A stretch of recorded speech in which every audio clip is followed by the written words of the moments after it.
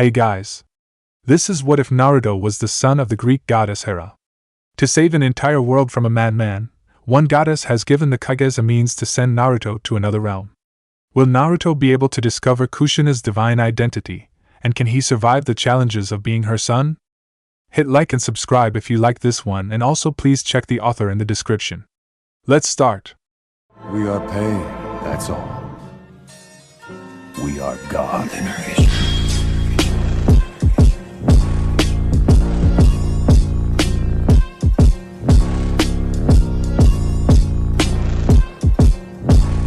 Chapter 1. Tsunade was surprised to find herself standing in a void. She knew that she had gone to bed a few minutes ago, so this couldn't be real.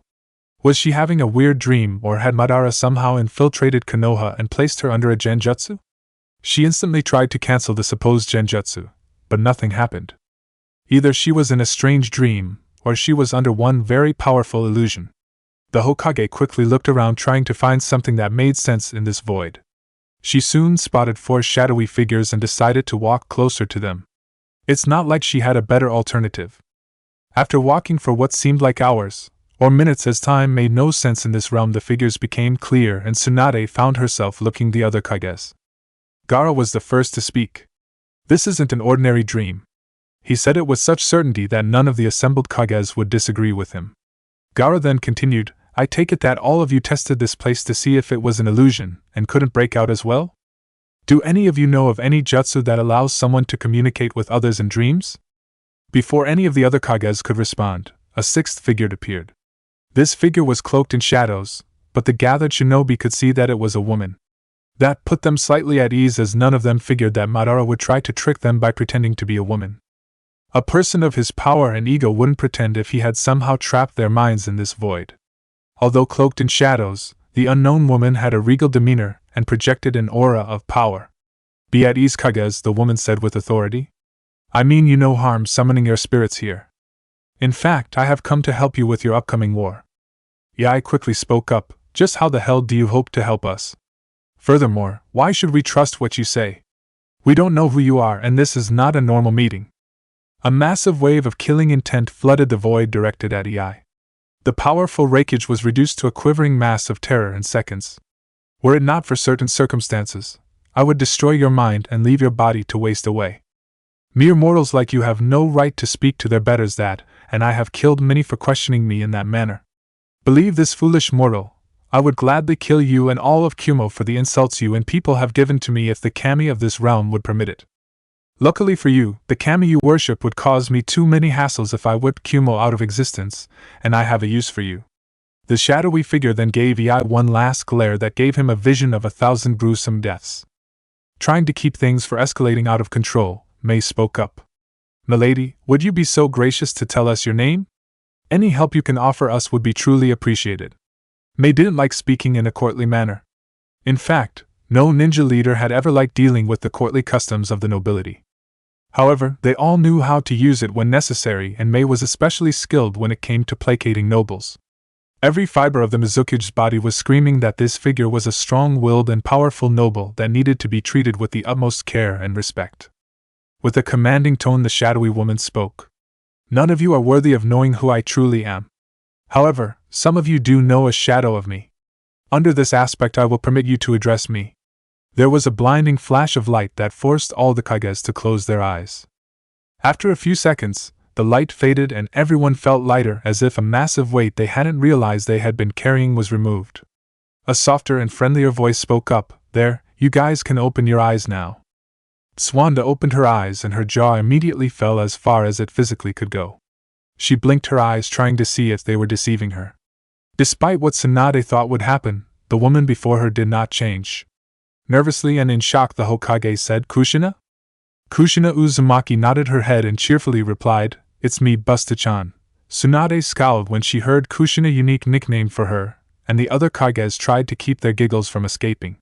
Kushina looked a bit sheepish and scratched the back of her head. I'm sorry for how you all were strong-armed into coming here like this. When I'm the dreamer, I have a lot less patience for mortals, especially when they might cause problems for things I deeply care about.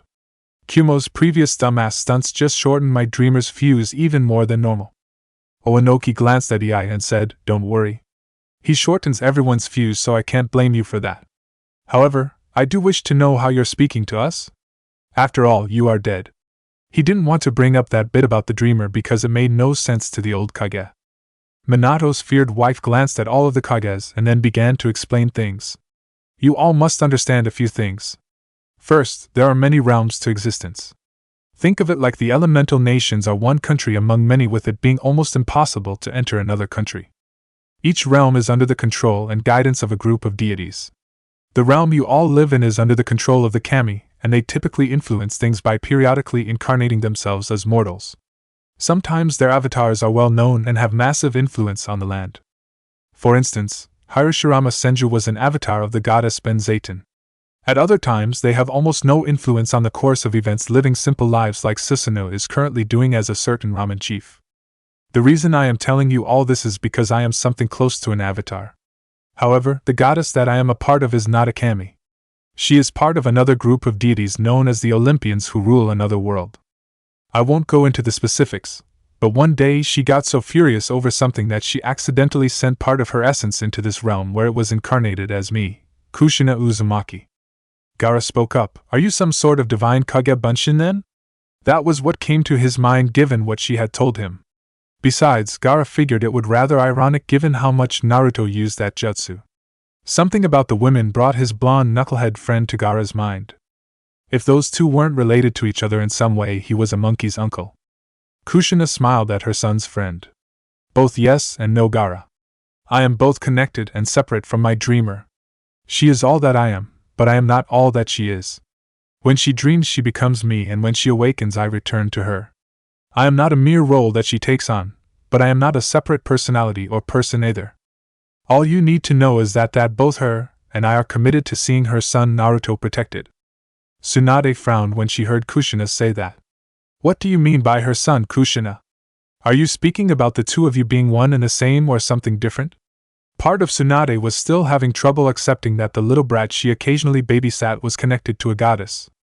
With a wince, Kushina spoke in a pained tone. You never realized something given that Mito already had your father and aunts before she sealed the Kyuubi into herself, Tsunade. All female Jinchuriki are sterile due to the nature of the Biju's churka.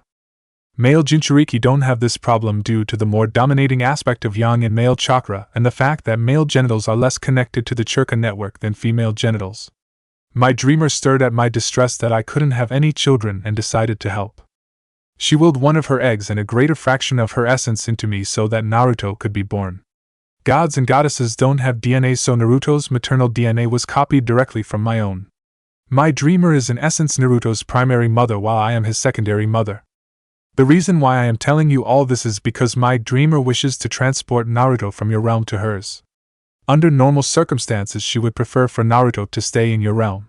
It is his home, and life for half-bloods is not any easier than the life of a ninja. However, Madara's interest in Naruto and the importance of keeping Naruto out of Madara's hands have changed her mind. You all want to send Naruto to a distant island to avoid detection. She can send him to her realm where Madara cannot reach him. To do this, my dreamer has created a jutsu that will allow the five of you with her help to send Naruto to her realm. While she could do this without your help, it would be extremely noticeable, and my dreamer would like Naruto's transportation to be low-key. Now you five do need to know a few things before you agree to use this jutsu. First, time does not flow evenly between realms or even at the same rate over time.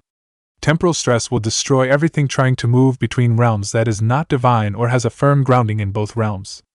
As such, Naruto is the only one who will be able to be safely transported between realms even with this jutsu. My dreamer can and will be the grounding in that realm for the first transportation as he is of her essence. However, that will only work once. Naruto will not be able to immediately return to your realm because he will have to establish a firm grounding in that realm by his own presence, which would take about 16 years in that realm. For all of you that will be about 1 to 3 years given the current temporal ratios between the two realms. My question is, will you accept this offer? Naruto stood in front of Tsuanda and said, Okay, Granny. What is my mission this time? Part of Naruto wanted to be serious as war had started. However, he figured that his usual attitude would help Tsunade relax even if it annoyed her. It would let her know that something was going on as usual around Konoha. Fighting back the urge to groan, Tsuanda rolled her eyes and began to debrief Naruto. I'll be blunt, Naruto. You are too valuable for any frontline duty in the upcoming war. Intelligence suggests that Madara will send several Biju and the bulk of his forces to any location that you are active in during the war. He will use such overwhelming firepower that any comrades near you will be cut down, and you will be eventually worn down for capture. If you're captured, then Madara can resurrect the Jubi and possibly conquer the world. That is a risk that we simply cannot take. As long as Madara doesn't know where you are, he will be forced to spread out his forces, allowing us to take them down piecemeal.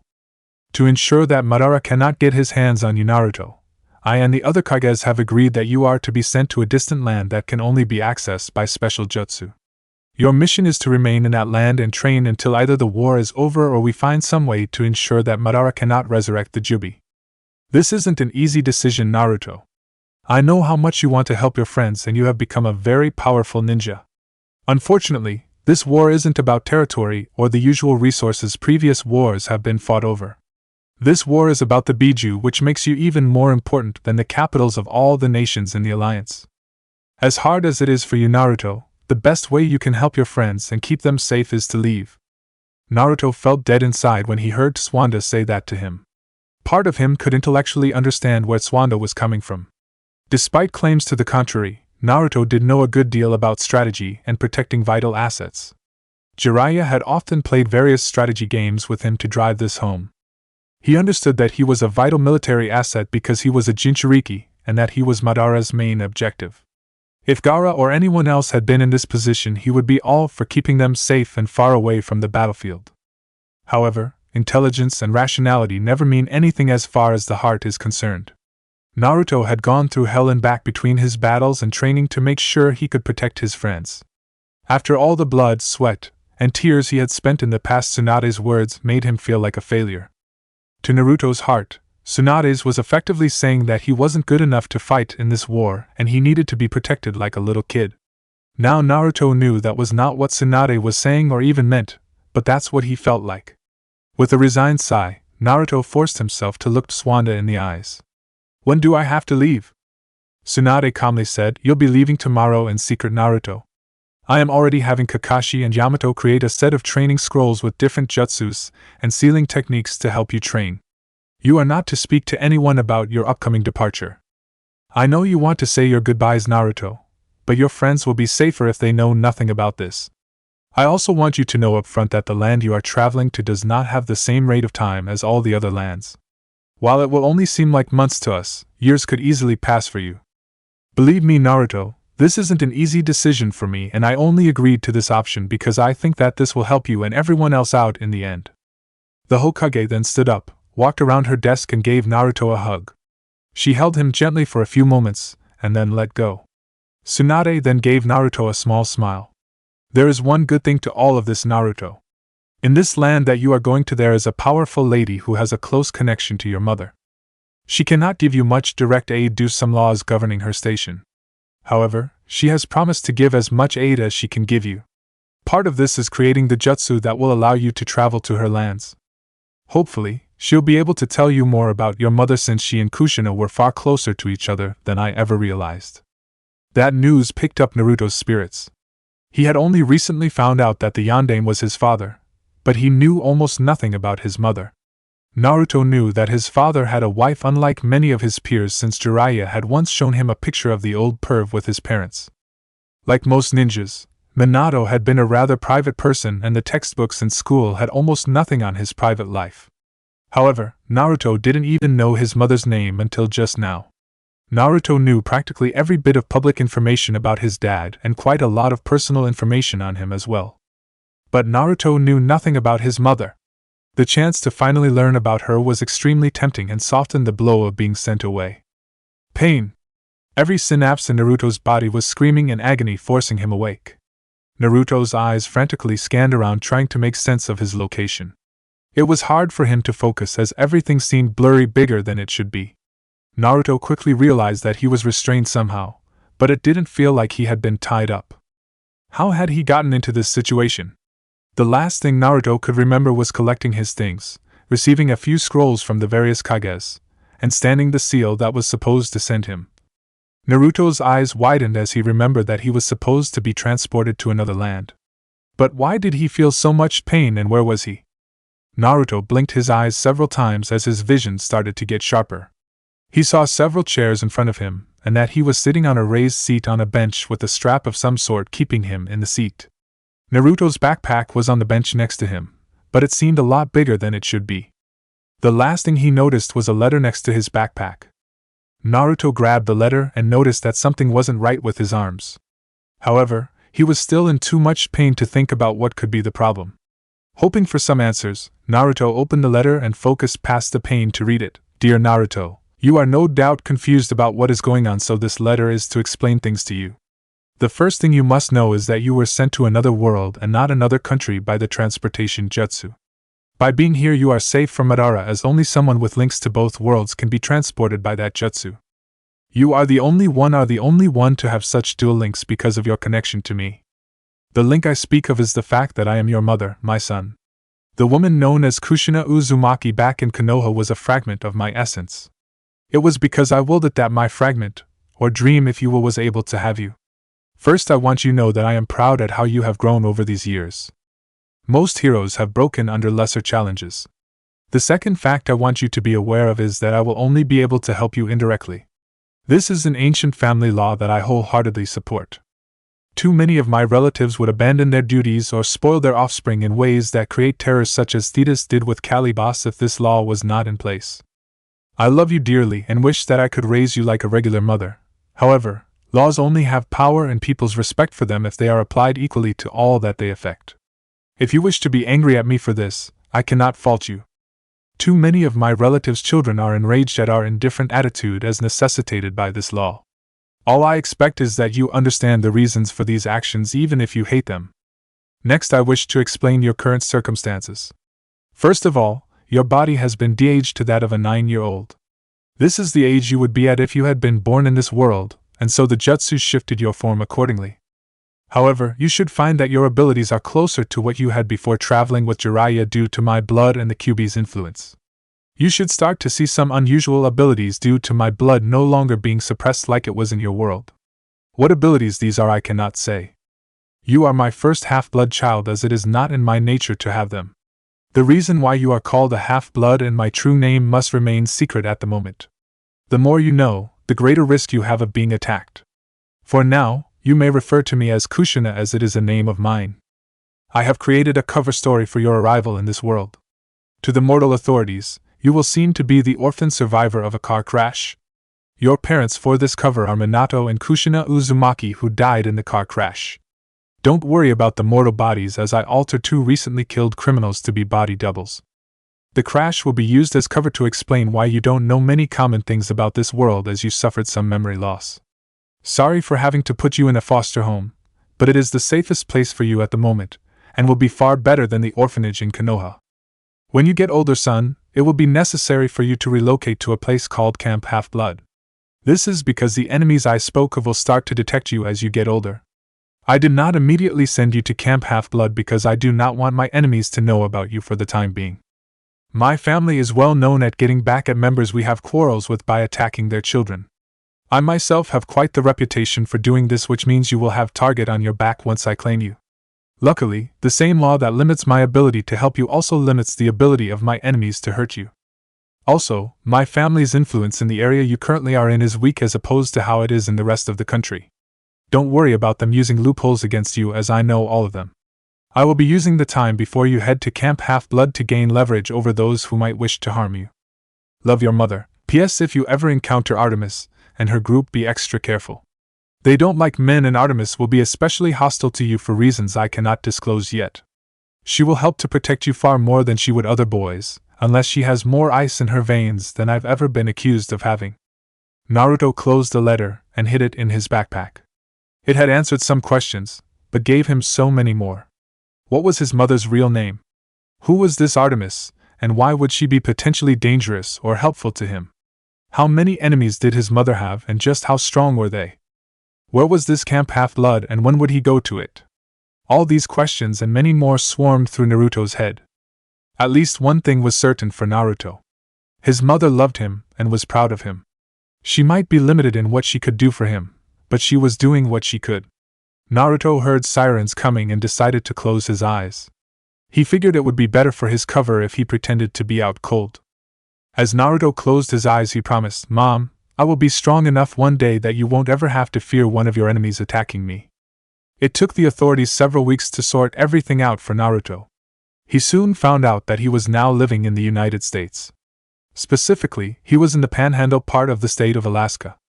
The foster home Naruto was living in was run by a woman named Ms. Valerie Frizzle, who was a teacher at the elementary school Naruto where Naruto was registered. Currently, Naruto was the only person in Frizzle's care, as he was living in a small town. The ADHD and the dyslexia was a pain, but between his foster mother's tutoring and Kage Bunshin, Naruto was able to mostly overcome his problems. Naruto was currently roof hooping through town on his way to the junkyard. Ms. Frizzle allowed him to play outside as long as he was home by 5 p.m., and his homework was done.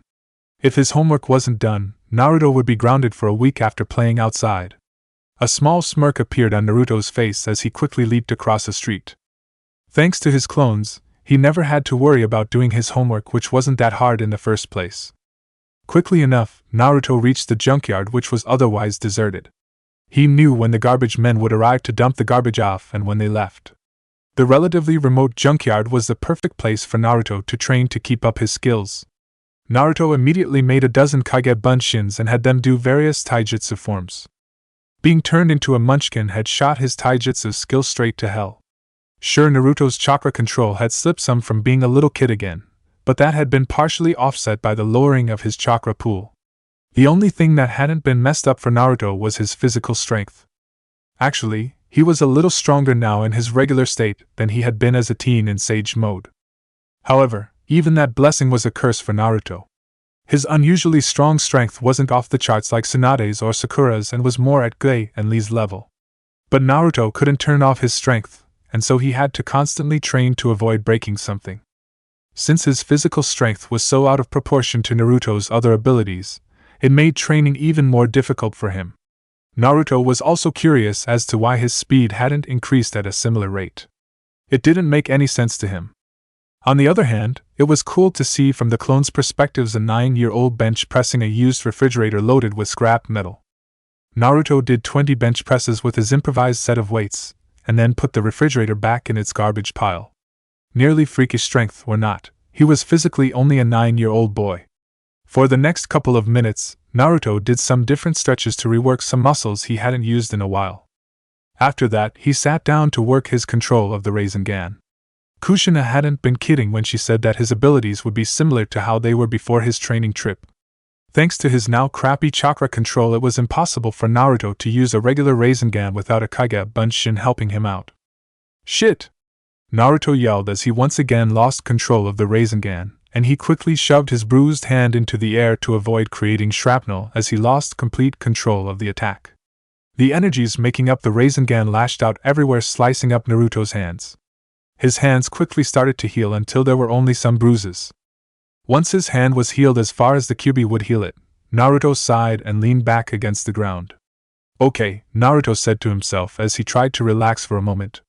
My retraining is going about as I can expect it to go. By the time I'm 10 or 11, I should be back to how I was before my sage training. Able to take out most jonin at 11 years old. I would have been so jealous back when I first turned 11. Well, I've got 40 minutes before I have to head back. Naruto then got up and continued to practice his control again. Unknown to Naruto, 2 Olympians had appeared on a dirt-covered garbage pile and were discreetly looking at him. One of the Olympians, the one in the guise of Kushina, looked down at Naruto's training with matronly pride. The other Olympian was Artemis in a teenaged form, and her eyes were glaring at Naruto with burning hate, rage, and fear. Artemis whipped around to look at her fellow Olympian, and her rage boiled hotter. Like a viper, the huntress hissed out, "How could this have happened? How could you of all people have a half-blood?" Kushina turned to face Artemis, and her face hardened. "I already explained my avatar state to you. If you really want to blame someone for me going through that, you only need to look at your father. You should be grateful to me. I could have put more effort into the jutsu that brought Naruto to this realm at his proper age relative to that realm. You would have had only 2 years then instead of the 9 you have now. I could easily have hidden Naruto from you until it was too late." Artemis' eyes widened in fear and horror at the thought. Please tell me that you aren't serious about that. The maiden goddess was shaking in fear at thought of that happening. The thought had crossed my mind every day since my pregnancy as Kushina began. I haven't been amused in the slightest these past 2,700 years of Aphrodite's attempts to bring your little wager into play. Even now, I am tempted to arrange for Naruto to have someone else as his bride so that you have to pay the forfeit, Artemis. Luckily no one noticed the goddesses, so Artemis's humiliation didn't grow even worse as she fell to her hands and knees before the other goddess. Please don't do that. Have mercy, please. Tears were freely flowing from Artemis's eyes as she brought her head down to the other goddess's feet. I only made that bet to protect my hunters. You remember how bad Aphrodite and Eros were to them in those days. Dozens of them were raped by brigands in love with them from the lust those two caused. It was the only option I had left to bring those two to heel. Kushina nodded her head and her gaze softened at groveling goddess. She wiped away the tears on Artemis' face and gently said, I will not do that since you did what you did out of compassion for your followers. I swear by Styx that I will not arrange for Naruto to marry someone to force you into breaking your pact with Aphrodite. However, I will not give Naruto to you. The fate of your hunters rests in whether or not you can snag his heart. Don't forget, Artemis, you have 9 years to become Mrs. Uzumaki or your hunters are Aphrodite's. Chapter 2. If there was one real downside to coming to his mother's world for Naruto, it had to be the dreams. Back in the shinobi world, as he mentally dubbed the realm of the elemental countries, Naruto never dreamed when he slept. If Naruto had dreamed in the shinobi world, then he never remembered them when he woke up. That wasn't the case now. Every night it seemed Naruto would have a bizarre or terrifying dream. Occasionally he saw his friends back in Konoha talking about the upcoming war. Many times he saw events that seemed like ordinary things until he later found out that they were on the morning news, having happened before he went to bed. Every once in a while, Naruto's dreams would focus on kids and teens fighting monsters with bronze-looking weapons. Luckily for Naruto's sanity, he was able to suppress most of these dreams. However, there were some dreams that were so vivid and powerful that Naruto couldn't suppress, and his restless sleep showed that he was having one of those dreams. In his dream, Naruto found himself looking at a silver doe. This doe had an aura of power and independence while also radiating a sense of supernatural grace. Naruto's dream self couldn't tear his attention away from the doe as she grazed in a meadow by a forest filled with old growth. Naruto wished he could get closer to get a better look at the doe, but every time his dream self tried to take a step, the doe would stop grazing and start acting skittish. Naruto contented himself to just watching the magnificent creature from a distance, as he'd rather gaze at it in peace than lose it. This wonderful scene ended when of all things a dove dived from the sky and racked the doe's head with its claws. The sheer absurdity of such a tiny bird attacking the doe never entered Naruto's mind as he watched the dove torment the doe. Naruto wanted to protect the deer, but found that he suddenly wasn't able to move an inch. He could only watch helplessly as the dove tore chunks of the silvery fur from the doe. Soon the beautiful silver beast could take no more of the fowl's attacks and fled across the meadow.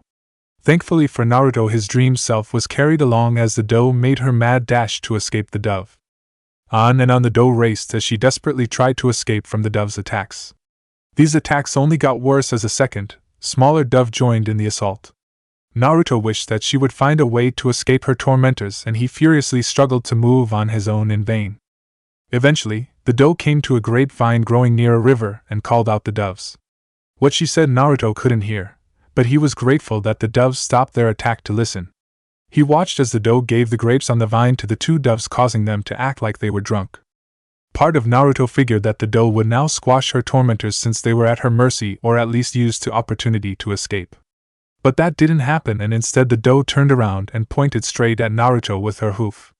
For a second, Naruto thought that the doe was pointing to him. His gaze was then forced down, and he saw a peahen sitting by an empty nest with a large eagle nearby. The doves nodded their head, and then all three drank from the nearby river. Seconds after the three animals drank from the river, the doves regained their senses and squawked with indignity. The doe gave off the sense of smugness, and calmly walked back to her woods. Seasons flashed before Naruto's eyes like the pages of a flipped book, and then the progression of seasons halted. This time Naruto's vision was focused on the peahen, and not the doe. He watched as the peahen's shadow started to move on its own and left the peahen at the still empty nest. Unable to move, Naruto was pulled along behind the shadow as it wandered off on its own into a jungle. Soon enough the shadow made its way to a massive tree and started playing in the tree's branches, trilling happily. The shadow's happiness was momentarily disturbed when the Kyuubi of all creatures appeared in the vision. Dread filled Naruto's heart as he saw the titanic beast approach the shadow and the tree. He desperately wanted to put himself between the Kyuubi and the shadow. However, Naruto was once again reduced to a mere spectator of what was obviously going to be a very grisly scene. Things did not go as Naruto figured they would. Instead of Kyuubi destroying the tree and shadow, the peahen's shadow turned around and ate the Kyuubi. The sight would have been comical to Naruto if it wasn't for the sheer absurdity of the idea of the strongest Biju being eaten by this tiny little shadow. The shadow grew larger after its meal until it was 3 times the size of the eagle that had been near the peahen earlier. After a few minutes the shadow wandered away from the tree and returned to the now equally larger peahen. The shadow and the peahen linked back together and laid an egg. Suddenly, Naruto found himself in a dark and restricting room with the walls pressing in on all his limbs. Naruto pushed against the walls trying to get some space and found that he couldn't get them to budge. Never one to give up, Naruto kept struggling to free himself by pushing against the walls. Eventually the walls gave way with a loud crack and a blinding light filled the room. Naruto quickly closed and then reopened his eyes with them adjusted to the light. A quick look around revealed that the room he had been trapped in was actually an egg. Naruto then looked up and saw the massive head of a peahen looking down at him tenderly. However, the weirdest thing about it all was he saw his reflection in the peahen's cow-like eyes. The reflection wasn't human or even that of a fox like he feared, but that of a coyote. At that point Naruto bolted awake, panting in fear and shock. His breathing quickly calmed down to normal when the young half-blood saw that he was in his bed in his room. A quick glance at the alarm clock on his nightstand told Naruto that it was 3 in the morning. Naruto let out a small groan and said, "That's it. No more jalapeno enchiladas for dinner." Next week, Naruto and his classmates were loaded up onto a school bus to go on a field trip. Naruto sat near the back of the bus next to the class worrywart who all the other kids were avoiding. He then watched as Arnold folded his hands together and prayed, "Please let this be a normal field trip. I'm begging you, just this once can we have a nice, normal, and safe field trip." Dorothy, who was sitting 2 rows up and to the boy's left, let out a sigh of frustration while still keeping her head in her book. "How many times do we have to tell you, Arnold? There is no such thing as monsters and our field trips are perfectly normal. It's your imagination that's the problem." The other members of the class started rolling their eyes and joking about the worrywart. Naruto glanced at the rearview mirror and thought he saw Ms. Frizzle flinch for a split second. Something wasn't right with this situation. Naruto could feel it in his gut as Arnold didn't feel like he was lying. He leaned in a little closer to the now glum kid and said, "What's going on, Arnold? You're an honest guy, so why is everyone acting like you're crazy?" Arnold sighed and said, "Look, I know that everyone thinks I've got an overactive imagination, but I don't. I swear this is the truth even though you'll think I'm trying to pull your leg. These creatures straight out of fantasy always appear when we go on field trips. On our last trip to a ranch I actually saw a bull that looked like it was made of bronze and breathed fire. However, no one else seems to see these creatures or the other weird things that happen in our class. Have you ever stopped to consider the fact that we're the only 3rd grade class with 9 students? All of the other classes in school have 30 or more students in them." Naruto stopped to consider that fact. It was a little odd that their class had so few students in it. But then again, they were a small town school, so it could have just been instantly. Naruto's eyes widened in shock as he felt the effects of genjutsu starting to affect his mind. He quickly made the ram hand sign and whispered Kai. As soon as he did that, Naruto's mind no longer found itself wandering whenever he thought about the class's size. That lent a lot of credence to Arnold's claim that something weird was happening. The young demigod then guardedly whispered to Arnold, "Yes, that is a little odd. Shouldn't we have some of the students from other classes so that all class sizes are about equal?" Arnold's eyes widened as he realized that Naruto wasn't trying to humor him about his delusions.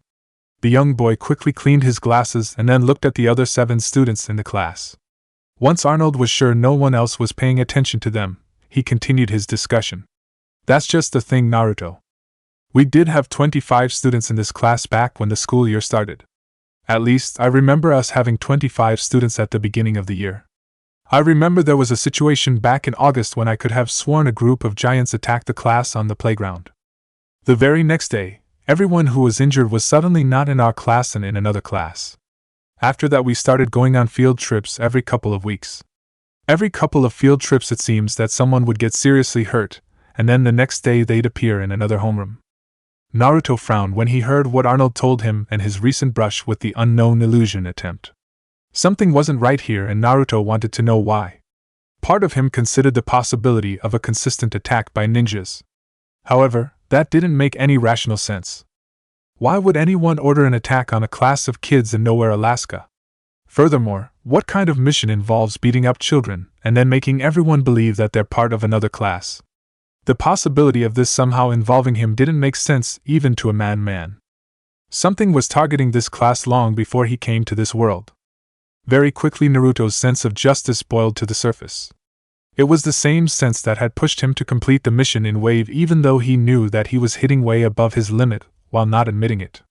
It was the same sense that drove him to do stupidly heroic stunts to save several lands during his training with Jiraiya. In fact, Naruto's late grandfather had grumbled many times that Naruto was stubborn as an ox when it came to correcting what he saw as an injustice. Whatever was attacking his classmates needed to be stopped, and he'd see to that, even if he still didn't have his former strength. "Don't worry, Arnold," Naruto firmly said. "I've got a few tricks of my own and some experience with weirdness. I'll help you get to the bottom of this." The class's field trip was to a mechanic's shop in a nearby town. It was actually quite interesting as the shop dealt with custom cars and the owner was apparently old friends with Ms. Frizzle. Nathaniel Lloyd, the shop's owner, was a big burly man with a dark full beard that looked like it had been singed multiple times. Nathaniel stood a good foot taller than Ms. Frizzle as he greeted the class by the door. "Hello there, Valerie, it's good to see you again." The duo gave each other a good strong hug and then Mr. Lloyd addressed the class. "Hello everyone and welcome to my shop. Now, this isn't just a regular car garage. As I'm sure Ms. Frizzle has told you all, this is a custom car garage. Does anyone know what that means?" Dorothy spoke up. "Sir, I think that means you work on different cars than most people drive." Nathaniel patted Dorothy on the head and replied, "You're partially correct, kiddo. It means that my crew and I modify cars for increased performance. We also will build a car from scratch if someone is willing to put in an order. Oh, don't let the car part fool you. We also do trucks, vans, and motorcycles as well. Now let's go to Garage Bay number 2 where the boys are working on restoring a 1955 T-Bird." A thump was heard as the group started to walk towards the garage. By chance, Naruto was looking at Ms. Frizzle and saw her give Nathaniel a knowing glance. Seconds later another thump was heard, followed soon afterward by a slightly louder thump. Arnold spoke up and said, "What was that, Mr. Lloyd?" Nathaniel smoothly replied, "Something probably fell in one of the garages. Why don't you kids head over to that garage bay while I go check it out? Valerie, could you be a dear and come with me while I check this out?" As Nathaniel spoke, Naruto felt the effects of a genjutsu trying to trap him. Since he was on guard for any possible illusion, it didn't get a hold of him. Naruto quickly glanced at his classmates, and noticed that everyone aside from Arnold was walking towards the garage without a care in the world. Arnold was walking with the others, but his face was guarded and he was hanging back from the others. His reaction reminded Naruto of a wary academy student waiting for a surprise test that the teachers would occasionally issue by randomly attacking students.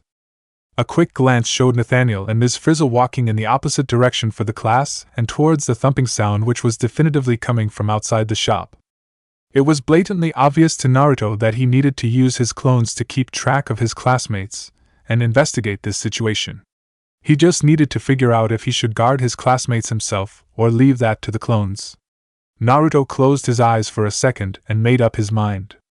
A Kage Bunshin popped into existence 2 seconds later and quickly ran after the rest of the class. The young shinobi then bit his thumb and ran the bloody digit across a seal hidden on his belt buckle. The loss of part of his skills and ability had made Naruto nervous ever since he came to Earth. Sure, he didn't have to worry about Akatsuki anymore, but there were his mother's enemies that might be calling with a bone to pick. A deck of playing cards popped out of the seal and Naruto quickly grabbed them. These cards had been altered by Naruto so that each one was an explosive tag. He had ripped the idea off of Gambit from the X-Men cartoon, but it worked as a quick defense he could prepare without trying to hide a regular shinobi's armory. Valerie and Nathaniel quickly rushed out of the shop with Naruto following a few feet away. There was another, even louder, thump that caused both adults to frown with concern. Nathaniel then mumbled something in a language that Naruto couldn't understand. However, it sounded very familiar to Naruto, and understanding was just out of the young shinobi's grasp. He ignored the language puzzle for the moment, was watched as Valerie nodded her head. Ms. Frizzle reached up, grabbed an earring with each hand, gave them a small twist, and then pulled the earrings apart. The pieces in her hands morphed into a celestial bronze spear and shield. At the same time, Nathaniel grabbed a hammer from his tool belt, and it morphed into a celestial bronze war hammer. Both adults took defensive postures, looking out towards the source of the thumping, which was now radiating killing intent. Naruto's eyes bulged out in shock when he saw 3 15-feet-tall Cyclopes walked into view, revealing that the thumping was from the monsters walking. Each of Cyclopes were dressed like outlaw bikers, and their skin was covered in tattoos depicting all manner of carnage. Their clothes all had bloodstains, some were old and some were quite recent. A slight shifting of the breeze almost caused Naruto to gag from the stench of rotten human flesh. The Cyclops on the right opened his mouth in a wicked-looking grin, showcasing his rotten-looking yellow teeth with scraps of meat hanging off of them. Well, the Cyclops in the center said. It isn't often that we find half-bloods up here in the north. Most of your kind likes to cower in that camp of yours. It's even rarer to see such well-aged meat. He then paused for a second to take a second sniff like he was some kind of wine taster. The Cyclops' eye narrowed on Miss Frizzle in a bit of wonder. Could our day get even better? I never thought I'd ever see a virgin half-blood of mixed lineage at your age. With a gruff glare to his comrades, the center Cyclops said, Deal with Hephaestus's child as you think fit, brothers. The female half-blood is mine. If either of you so much as nibbles on her flesh, I'll eat your entrails for breakfast. Sorry, scum, Nathaniel said in a mocking tone, your dinner plans will have to change. Tartarus has a reservation for the 3 of you for at least the next decade. With that said, the 2 demigods rushed into battle with the monstrous trio. Naruto watched as the adults quickly demolished the Cyclopes with experience born out of many battles. He noticed that absolutely none of their movements were wasted or flashy in any way. Their speed was somewhere between what the average Chunin and the average Jonin would fight at. Strangely enough, Naruto couldn't detect any chakra being used. Nathaniel hopped onto the left Cyclops' arm and quickly bashed the monster's skull in with his hammer. At the same time, Ms. Frizzle blocked a punch from the right Cyclops with her shield. She quickly followed her block by driving her spear into the base of her opponent's neck. The Cyclops in the center quickly backed up to a wrecked car and picked it up. This was when Naruto decided to intervene and threw 6 explosive cards. 3 of the cards struck the car and the other 3 hit the Cyclops. 1 was square in the head, and the other 2 struck the center of the monster's chest. The car was ripped to shreds while the top half of the Cyclops was reduced to chunky salsa. Both of the adult half-bloods whipped their heads around to see Naruto standing sideways on a telephone pole holding another set of cards to throw. Naruto surprised them by radiating a great deal of power and speaking with a firm, commanding voice. Will someone explain to me what is going on, and why monsters out of Greek mythology are appearing out of nowhere?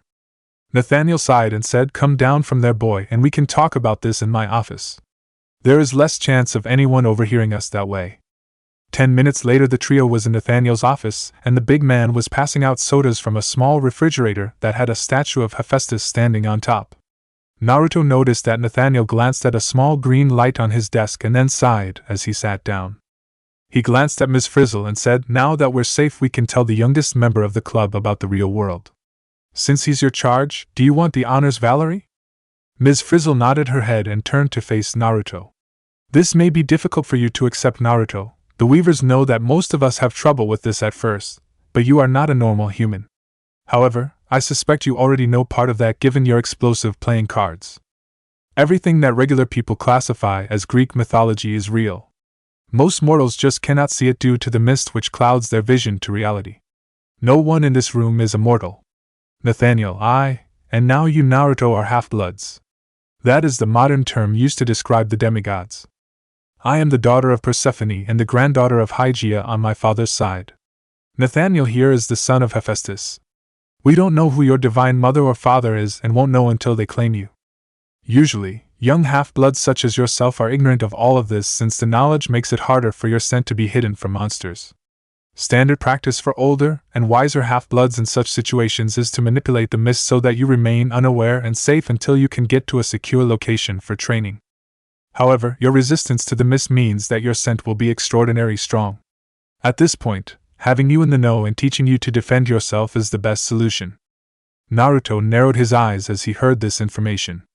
If Ms. Frizzle was telling him the truth and Naruto couldn't see any signs of her lying, then that meant that his mom was a goddess.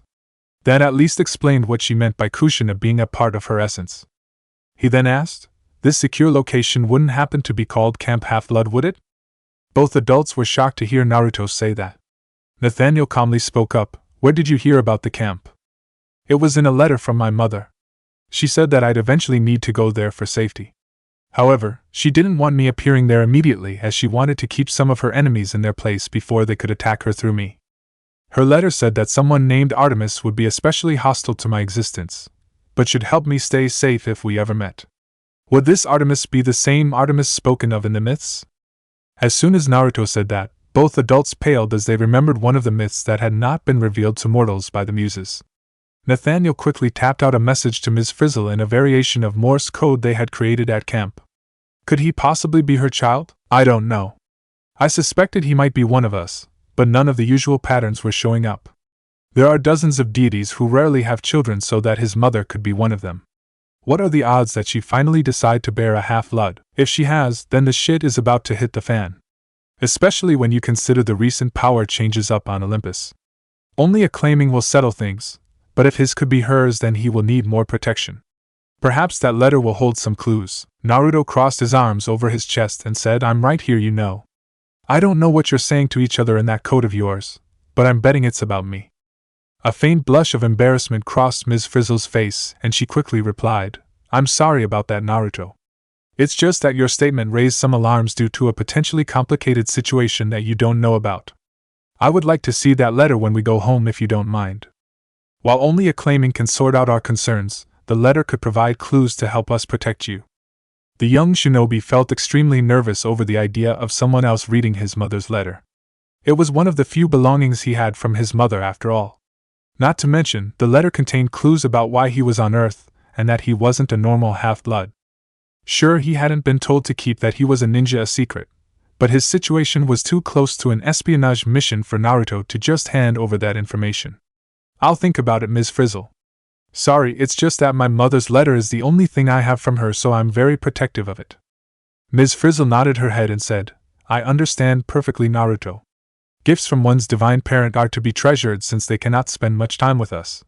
There will be some changes when we get home, Naruto. This area is a natural wellspring of earth magic and is currently at the peak of its energy output cycle.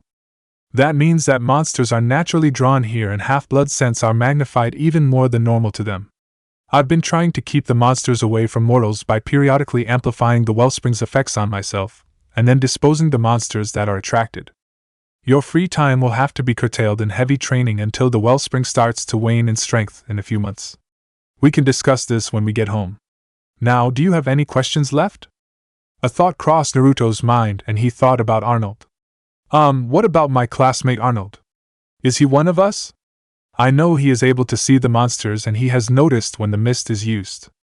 There was a small shake of Ms. Frizzle's head before she answered Naruto. No, Arnold is immortal. Unlike 99.999% of mortals, Arnold is clear-sighted, which means that the mist has no effect on him at all. Hopefully he can keep his head down where the monsters are concerned. Many monsters consider clear-sighted mortals to be a delicacy just under snacking on a half-blood. But don't worry too much about him since you and I are priority targets for monsters. Should we keep him safe and he stays a good young man like he is, then Arnold has a very good future ahead of him. I wouldn't be too surprised if a Dryad or a Naiad decided to make him their boyfriend or future husband. Still, it would be best to keep this information secret from him until he's older. Hidden away in Mount St. Helens, Naruto's mother and her moral aspect of Kushina worked at her son's forge. What most half-bloods didn't know was that Olympus had a currency system set up for helping their children and champions. Each deity received a small stipend of favor which could be relinquished to aid one's children or champion. Hera had helped to push through that law millennia ago to try and prevent an arms race between the gods, with the demigods being used in proxy wars. Since she had crafted the law, she also knew how to exploit it. For instance, finished magical items like the copies of Hermes's flying shoes cost an enormous amount of favor to give. On the other hand, raw supplies like celestial bronze ingots or drachma used up very little favor. Naruto needed a proper weapon for a half-blood. Hera knew that her son would almost certainly start trying to protect mortals from monsters even if he wasn't in his old fighting form.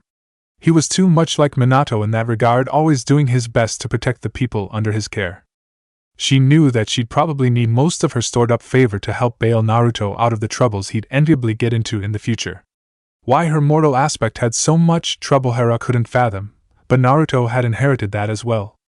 Shifting part of herself back into her mortal aspect allowed her as Kushina to make Naruto a suitable weapon for a fraction of the favor cost. Normally a mortal couldn't work with celestial bronze, but Kushina was born in the shinobi realm and every mortal there counted as a half-blood as far as the rules of Earth's reality were concerned. Kushina carefully watched as two Kage Bunshins heated one of the ingots and beat it out into the necessary size she needed. Her divine aspect was still on Olympus in order to hide what she was doing for the time being. Kushina shook her head and triple-checked the seal array she would soon be engraving onto the ingot. Creating Naruto's weapon while in her mortal aspect did have one massive disadvantage. Being immortal as Kushina, she was limited to mortal blacksmithing techniques which were inferior to divine techniques. That meant that a sword or any other weapon she could make would be inferior to something a god or a cyclops could make without throwing in extra magical abilities. So she couldn't smith a sword with a monomolecular edge, big deal. As Kushina, she could utilize all of her sealing abilities to create a far more dangerous weapon. Naruto's new weapon would be more than enough once she was through. Her son's new kanabo would be extremely versatile. The adjustable gravity seals would allow the kanabo's weight to go from 1 pound to 600,000 tons if Naruto wished. Unlike that showboat Heracles, Naruto naturally had her divine parental power legacy instead of a sliver siphoned off by a quirk of fate. Zeus never bothered to investigate why that particular brat was so much stronger than his other bastard brothers before or after his birth. The small frown caused by that thought vanished as Kushina thought about everything else she was adding to the kanabo. It would have the ability to channel and amplify any chakra Naruto used. Given that her son was a wind elemental, she figured that he could give the kanabo an edge just as sharp as a divinely made sword for a negligible chakra drain. But the piece de resistance to this weapon was in the core of the kanabo. She had crafted a special set of seals to drain excess demonic chakra from Naruto's seal while he was holding it. This stored chakra would then be sealed within the kanabo until Naruto released it in a Bijudama. The core could only store 1 Bijudama, and it took a month to charge 1 shot. Naruto could speed up the recharge by infusing the kanabo with demonic chakra. However, the best part of it was that she could legally give her son a weapon with firepower similar to her husband's master bolt. Up on Olympus, Hera grinned at her mortal aspect's thoughts. If Zeus complained about it, well, she could always give him a revised 1,000 years of pain with said master bolt. It's not like any of the other Olympians would complain about her giving Naruto the kanabo. After all, she hadn't broken any of the rules and she was too powerful to openly challenge. The headaches of having a mortal avatar were well worth the benefits. Especially since imprisoning the Kyuubi within Kushina had increased her divine powers to the point that she was as strong as her 3 brothers combined. Hera stood up from the throne in her temple complex and walked to a small room that was off of a side corridor. Unlike the other rooms of her private sanctuary, this room had a Japanese decorating theme. This was her mortal hall where she stored valuable items from her time as Kushina. Hera's eyes immediately drifted to a stand which contained a photo of her and Minato's wedding. The goddess was instantly assaulted by a wide range of conflicting emotions just as she had every time she saw that photo. Part of her was disgusted with herself for effectively cheating on Zeus even if he was a god whore. Another part of her knew that she hadn't done anything wrong. The kami of the shinobi realm had told her one important rule when Kushina died: an avatar isn't the same person as a god, so their actions don't reflect on said deity much. Yet another part of Hera was happy to have experienced a happy and honest marriage. A small tear fell from Hera's eye's side. Don't worry, Minato. I'll make sure that Naruto grows into the man he is supposed to be. Chapter 3. Naruto and Ms. Frizzle walked into their house after returning from the field trip. Once they had put their shoes away, Ms. Frizzle turned and said, "It's time to show you where I've hidden some of the more interesting items in the house. Many of these things are dangerous and not to be played with. I trust you have some idea of this given your exploding cards?" A nervous chuckle came from Naruto's lips as he scratched the back of his head. Yes, Ms. Frizzle. He had been hoping that she wouldn't remember or at least not bring those up so soon. The elder half-blood nodded her head and replied, "Good. I was hoping that you have some understanding of how serious weapons are given that you somehow made those cards yourself." A small smirk appeared on her face as she saw the shocked look on Naruto's face. Please, Naruto. It wasn't that hard for someone in the know to figure out you made those cards yourself. Such things don't exist in the mortal world. You couldn't have gotten them from a deity since it's not one of gifts that they would bestow. After several thousand years of records, we half-bloods know all the types of gifts our divine relatives will give out. However, I think Lord Hermes and maybe Lord Apollo might like to add exploding cards to their inventory of gifts. I also know that no other half-blood created them since all of us Camp Half-Blood alumni keep in contact. Therefore, the only answer left is that you made them yourself. Since I haven't heard of any mysterious or weird explosions around town, I'm going to assume that you know how to make those safely and trust you to be responsible when you make more. Some people would question Ms. Frizzle's intelligence in trusting a 9-year-old to make explosives safely. She knew her mother would give her an earful when she found out. However, there was a reason to her madness. It was obvious that Naruto had some secrets that he was trying to protect. What they were she couldn't imagine, but they probably had something to do with those exploding cards of his. Once Naruto trusted her enough and could share his secrets, he probably would. She just needed to be patent. Besides, explosions weren't that much higher on the danger list than working with bladed weapons. First things first though, and Ms. Frizzle led Naruto to the kitchen. She reached into one of the cabinets and revealed a hidden door in it. Behind the hidden door there was a small safe containing a basin with a small fire burning in it. Ms. Frizzle carefully took out the basin and recently put it on the countertop. This is my house's hearth, Naruto. I use it to make offerings to my mother and sometimes my grandmother before meals. It's customary among half-bloods to sacrifice the choice piece of their meals to their divine parent. You're also expected to offer sacrifice to other gods or goddesses when they help you in times of need when it is not in their interest to do so or just as a means of thanks. For example, I typically offer a sacrifice to my grandmother once a week. Many of the campers at Camp Half-Blood who are the children of minor deities will offer a sacrifice to Hermes every once in a while since he lets them stay in his cabin. Even though we don't know who your mother is at the moment, it would be a good thing if you joined me in this custom by offering sacrifices to her as well. Naruto nodded his head, quickly catching on to what he was being told. He then thought of something and asked, should I also make an offering to Artemis as well, since my mother's letter says that she won't want to help me even though she probably would? Ms. Frizzle thought about it for a second and then replied, that would probably be a good idea, Naruto. However, you should remember to make whatever you offer her the best you can or the second best if you're also making an offering to your mother at the same time. Many deities get annoyed at low-quality sacrifices made by someone who annoys them and is trying to ease their wrath. However, you also shouldn't go overboard with the offerings either. Also, every deity gets annoyed when someone tries to bribe them with offerings. Well, except for Lord Zeus, who will gladly take any sacrifice besides human sacrifice or mutilation and prefers them to be as grand as possible. The really important part of any sacrifice, though, is the right disposition and sincerity of the offer. The elder half-blood bowed her head slightly at the hearth, and Naruto copied the movement moments later. Ms. Frizzle gave her charge a small smile and said, "This way, Naruto. I still have several things to show you." She quickly led them to the study and walked over to the small black statue of Cerberus. Naruto then watched as his caretaker firmly placed her hand on the left, right, and center heads. As she did this, she said in Greek, one word per head, "I request sanctuary." The floor rumbled for several seconds as part of the floor parted to reveal a staircase. The staircase had a bit of space at the bottom so that celestial bronze door it was connected to could open. Naruto quickly considered what could be behind the door. His first thoughts were an armory, but that didn't make much sense. Ms. Frizzle had a rifle that she kept in an armored gun safe bolted in her closet. He only knew that because they occasionally had some game that she caught. Logically, her weapons would be kept there as well. Also, the study was in the center of the house without any windows, allowing someone to work without enemies on the outside seeing them. To the ninja, it equaled only one possible solution. That's some sort of safe room if we're ever attacked, right? Ms. Frizzle raised an eyebrow at Naruto's near lightning-fast deduction. She honestly expected him to be confused about the door's purpose or think it led to some sort of secret clubroom. Correct, Naruto, there is a safe room behind that door. It's stocked with enough provisions to last 4 people a week and has a connection to several hidden cameras on the edge of the property. If I ever tell you to head for sanctuary, I expect you to run here and stay in that room. A child of Hecate enchanted it so that monsters can almost never find it. Even if they could find it, almost no monster can break through the room's armor. Once you're in the room, I expect you to remain in it until either I come to get you or a day has passed since whatever might attack this house leaves. Is that understood?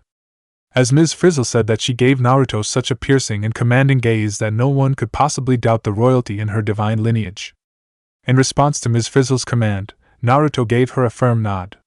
She then smiled and said, "It's good that we're clear on this issue, Naruto. The final thing you need to know is that I keep several weapons made from celestial bronze, one of very few things that can hurt monsters, locked up in the gun safe. I'll bring out a few weapons now and then for practice, but other than that they remain locked up."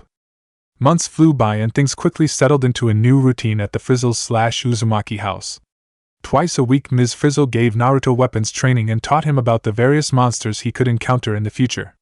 He eventually came partly clean about his past. Naruto revealed that he was from another realm that his mother had once visited, where people used abilities that were almost magical here on Earth. Ms. Frizzle was also told that he was taught about these abilities at his school back in that realm, and that his mother had brought him to Earth for safety. Of course, Naruto neglected to mention anything about training to be a ninja, the Kyuubi, the age change, or that people were considering him for a flea on sight danger ranking. Those were just minor details that no one on Earth needed to know about. Before Naruto realized it, his birthday was just around the corner. He and Ms. Frizzle were planning a quiet celebration at their house. Naruto was a little annoyed that he couldn't have a birthday party with his classmates over. However, the increased Earth magic was currently at its peak, making it necessary for the two half-bloods to minimize their contact with mortals as much as possible. Naruto quickly used his parents' recent death as a cover for not holding a party. Currently, Naruto was in the backyard trying to sense nature energy. He didn't have any illusions about regaining Sage Mode for the time being. His body was still too young to handle that kind of power. Naruto just wanted to do as much as he could so that when he was physically ready he could regain Sage Mode again ASAP. Sensing nature energy was a step that he could safely do at the present time. One would think that with all the Earth magic being kicked up that it should be easy for him to sense nature energy. However, Earth magic did not equal nature energy, and in fact made the whole process harder. The closet Naruto could think of comparing his attempt to sense nature energy at the moment would be to someone trying to hear a cricket chirp during a rock concert. Naruto opened his eyes and sighed. Looks like that's a bust. He then got up and headed back into the house. Once inside the house, Naruto looked at a picture of a teenage Ms. Frizzle and several of her friends at Camp Half-Blood. Just 2 more years and then Ms. Frizzle would let him go to the camp. Naruto was extremely interested in the camp because he wanted to meet some half-bloods his own age. It was always great having people you could relate to around. None of the kids would be in the same boat as he was, but they would be in similar situations. Hopefully they'd be more mature, as dealing with his classmates was starting to get annoying at times. Especially Carlos. If he made one more lame pun or joke again, then Naruto was going to resurrect his Prank King from Hell routine with Carlos as his main target, believe it. Ms. Frizzle came out of the kitchen wearing an apron and a dress with a hurricane theme on it. She had just finished mixing Naruto's birthday cake and had put it in the oven. "Good morning, Naruto. Did you enjoy your time meditating?" "Yes, I did. Wish it was more productive, but it was good all the same." The elder half-blood nodded her head and gave Naruto a motherly smile. "That's good to hear. Now, we've got about 2 hours before the cake is done, and we can add the icing. How would you like to watch a movie while we wait?" Before Naruto could speak, the doorbell rang. Ms. Frizzle smiled and said, "Just think about it while I go see what that's about." Naruto nodded his head and headed over to the movie rack to think about what he might want to watch. He was thinking about putting on Attila again. For some inexplicable reason, that film was extremely satisfying and made him feel as if a cancer was being removed. But he had watched that movie last week on movie night, so wasn't it too soon to be watching it again? Naruto's musings came to an abrupt halt when Ms. Frizzle called out, "Come here, Naruto. It seems your relative in New York has left you a present." Naruto's heart started to race as he ran towards the front door. Relative from New York was a code for the Olympians between Ms. Frizzle and Naruto. The young shinobi could hardly wait to see what his mother had given him. Even a simple birthday card would be more valuable to him than all the gold in Fort Knox. Besides, he could swipe everything in Fort Knox if he felt like it. Ms. Frizzle had moved out of the way so that Naruto could get to the front porch. There was a wooden crate at the front door with a letter gently resting on top. He pounced on the letter and eagerly opened it up so he could read it. "Dear son, I know that this letter will find you in good health and hopefully happy on your birthday. You have made me proud with how well you are adapting to my world. I know that you want to spend time with me and I wish to spend time with you. However, duty must come before pleasure. Such is the burden of any leader, whether they are a deity or a mere kage. You should know that I am looking into some avenues that may allow me to visit you from time to it. Whether these possibilities can be realized or that I can do them without compromising my ability to do my duties remains to be seen. Hopefully, my suspicions will pan out, and I will be able to see you in person soon. If they do not work, then know that I have tried and will keep trying when possible to be with you, my son. Within the chest are your birthday present and your inheritance from my mortal self. The Kanabo is my gift to you and will help you fight off monsters foolish enough to challenge you. Instructions for its full abilities are in the chest. The inheritance is copies of several books typically used by the Uzumaki clan for training. You will also find copies of my mortal self's diary and the journal of your father. Use them to grow stronger and know that I am looking out for you even though you cannot see me. Love, Mother. Tears of joy freely flowed down Naruto's face as he read the letter. He didn't care about the weapon in the crate or the books at the moment. Sure, part of him was ecstatic to have them, but that wasn't what made him euphoric. All Naruto cared about at that moment was that his mother loved him and was trying to spend time with him. It might turn out that she couldn't spend much time with him, if any, but that was alright. The mere fact that she wanted to and was trying to find a way that didn't conflict with her duties was enough for Naruto. A dark cloud had metaphorically covered the hunters' camp for months and spread a feeling of impending catastrophe to the hunters. Each of the young women was walking on eggshells around their beloved mistress, sensing a terror growing in the goddess's heart, and not knowing what they should do to solve the problem.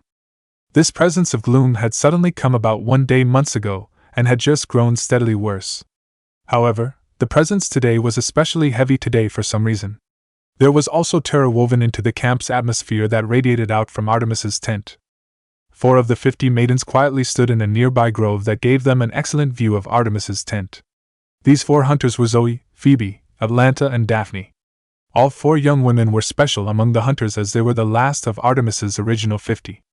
Their other original sisters had been lost through time either by accidents, wars, going astray, or Aphrodite's attacks. They knew more about the hunt and their mistress than any other hunter could possibly hope to know. Daphne started the clandestine meeting by saying, "There is a storm on the horizon. This presence is its herald and our mistress is at its heart." Phoebe nodded her head and continued, "We need to find out what is going to happen and put a stop to it. I don't know about you 3, but ever since this mood settled in on the hunt I felt like I'm being judged. Plus there's been a touch of danger in the air that hasn't been there since." Phoebe's voice faltered as she was unable to bring herself to say what was on her mind. "The danger that we haven't faced since Lady Artemis tricked Aphrodite," Atlanta dryly and bluntly stated, the one thing that none of the quartet wanted to bring up. Atlanta looked her sisters in the eye and continued on. "Let's not shy away from the facts. We never experienced this kind of pervasive danger when we fought against the giants or our clashes with the corrupted ones. This danger we sense has only been felt when Aphrodite and Eros hunted us to spite Lady Artemis." Zoe shook her head. "That is not possible. Our Lady's Gambit still stands as the greatest plan of any of the Olympians. Aphrodite and Eros cannot touch or even come near us, or they forfeit their divinity. Their attempts at using the corrupted ones against us always failed in the past. Now the other Olympians have given strict orders that they be kept away from us, and even the campers. Her children are worthless when it comes to battle, and no other camper would be willing to provoke Our Lady's wrath. The danger cannot come from that corner, as those 2 are harmless to us for the rest of time." Daphne shook her head. "They are not harmless to us for the rest of time, Zoe. Remember, there is a price for our respite from them. A price that will not have to be paid," Phoebe hissed with such venom that one could almost think she was part serpent. "Don't forget we all spent 5 years helping Lady Artemis craft that wager. We all agreed risking Lady Hera's wrath was acceptable at the time because there is no way that she'd ever cheat on her husband." Atlanta nervously looked at her sisters. "I wouldn't be so sure of that these days. Lady Hera never before wielded the kind of strength and power that she does now. No one knows where or how she gained her new abilities. All we do know is that a decade ago she suddenly became strong enough to make herself the real power in Olympus. The Thunderer might still be king in name, but everyone knows he is effectively a figurehead for the council these days. While no one is quite sure what to make about the new dynamics, it is obvious that they are here to stay. Also, we mustn't forget that this presence only came to the camp after our mistress had a meeting with Lady Hera. Zoe shook her head. I refuse to even consider such a line of thought unless it is told to me by Lady Artemis. Besides, we all swore when we crafted this plan that our mistress would be safe no matter what. You were the one who created our final plan, Atlanta, so that we would never be hostages to be used against Lady Artemis. I was willing to use it back then, and I am still willing to use it now if the fates decree it. Phoebe nodded her head. I'm with Zoe on this matter. You two are creating problems where there are none. Besides, my promise remains even if your phantom nightmares were to become real. Don't tell me that you two are afraid? Daphne and Atlanta looked at each other and quickly communicated with a glance. Daphne then spoke for both of them. Neither of us is afraid to die. You could hand me a cup of hemlock this very moment, and I would happily drink it if I knew it would protect Our Lady. However, you two have forgotten something extremely important. We are the only hunters left who swore that oath or even know about it. How would you suggest we go about organizing a mass suicide if fates forbid? Lady Hera does have a half-blood. Our younger sisters are effectively hostages if this forbidding presence does herald what we fear. Zoe stood up and folded her hands across her chest. That is enough of this sort of talk. Since you three can only focus on imaginary fears, there is no point to this meeting. I will speak to Our Lady, and if she wishes it, I will find out what is wrong. Until then, I suggest you keep your imaginations in check. With that said, Zoe left the circle and walked towards Artemis's tent.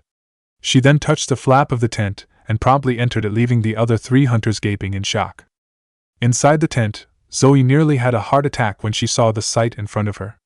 The proud and confident Artemis was sitting on her bed in the form of a 5-year-old. While that was younger than her usual form among the hunters, that was not what shocked Zoe.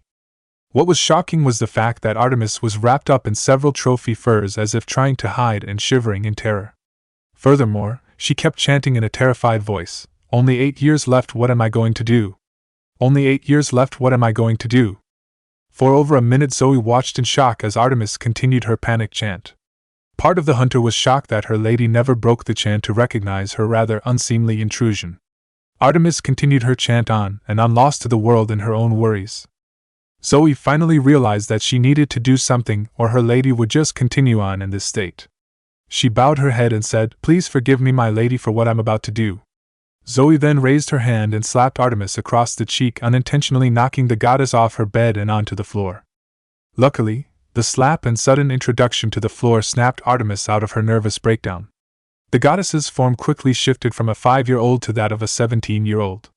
Artemis sighed and then smiled at Zoe as she sat back on her bed. "Thank you, Zoe, I needed that." Zoe bowed her head and then sat down on the tent floor. "I'd do anything to help you, my lady. What is it that has you so upset? If you wish to share this burden, I will do everything in my power to help ease it." Artemis sighed and then replied, "There's nothing you or anyone else can do to ease my problems, Zoe, although I'm touched by your wish. However, I suppose it would help me cope if I talked about my problems. The fact of the matter, Zoe, is that today is Naruto Uzumaki's 10th birthday. I only have 8 years left to get him to marry me, or I lose all of you." There was a soft thud on the floor as Zoe fainted from shock when she heard that news. It can be amazing how quickly people adjust to unique situations. For instance, Naruto started carrying around the kanabo his mother made him, and now no one questioned him about always having his luckily bat on hand. It did help Naruto's cover that he took up a passing interest in baseball, and that with a little chakra manipulation he could use the kanabo as a bat. A smirk was on Naruto's face as he walked onto the school's playground towards the baseball diamond with his kanabo balanced on his back. Ralphie was standing on pitcher's mound and called out to Naruto, "You're going down today, teacher's pet.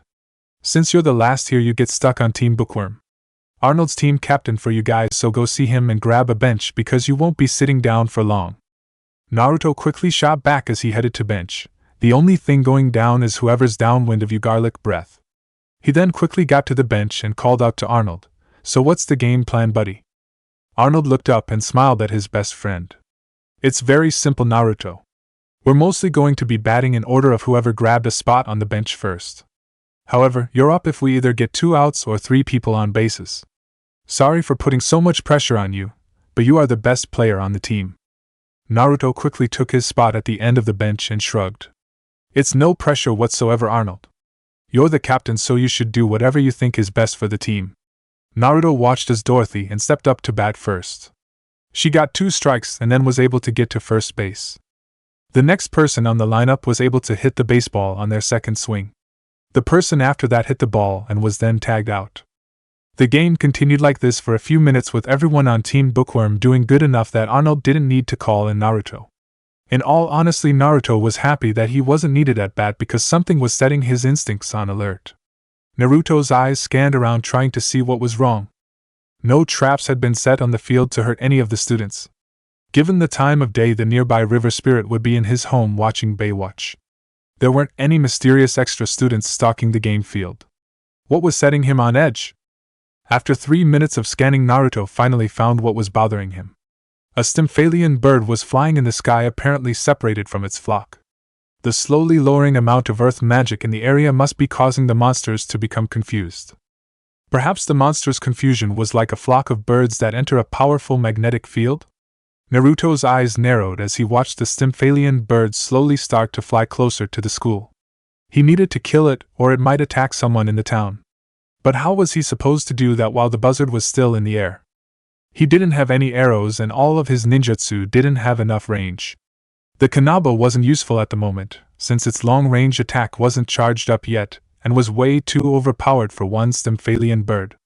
If only he could throw one of his exploding cards far enough to hit the monster. Suddenly an idea hit the half-blood ninja on how he could solve his problems. The first thing Naruto did, pull out a small piece of paper and trace a tiny seal on it. Then he adjusted his grip on the kanabo so that he could stick the paper with the seal to the kanabo. Next, Naruto used the mist to hide his actions from everyone else. Finally, he used his limited genjutsu abilities to alter things on the baseball field. It wasn't anything major, as Naruto made it just hard enough for Carlos to find the ball so that Wanda could make it to first base. Arnold called out, "Okay Naruto, you're up now." Naruto then got up and started walking to the plate. Arnold then called out, "It would be great if you can get just one of the team home." Naruto turned to grin at his buddy and shot back, "How would you like a grand slam?" Ralphie heard Naruto's comment and snorted.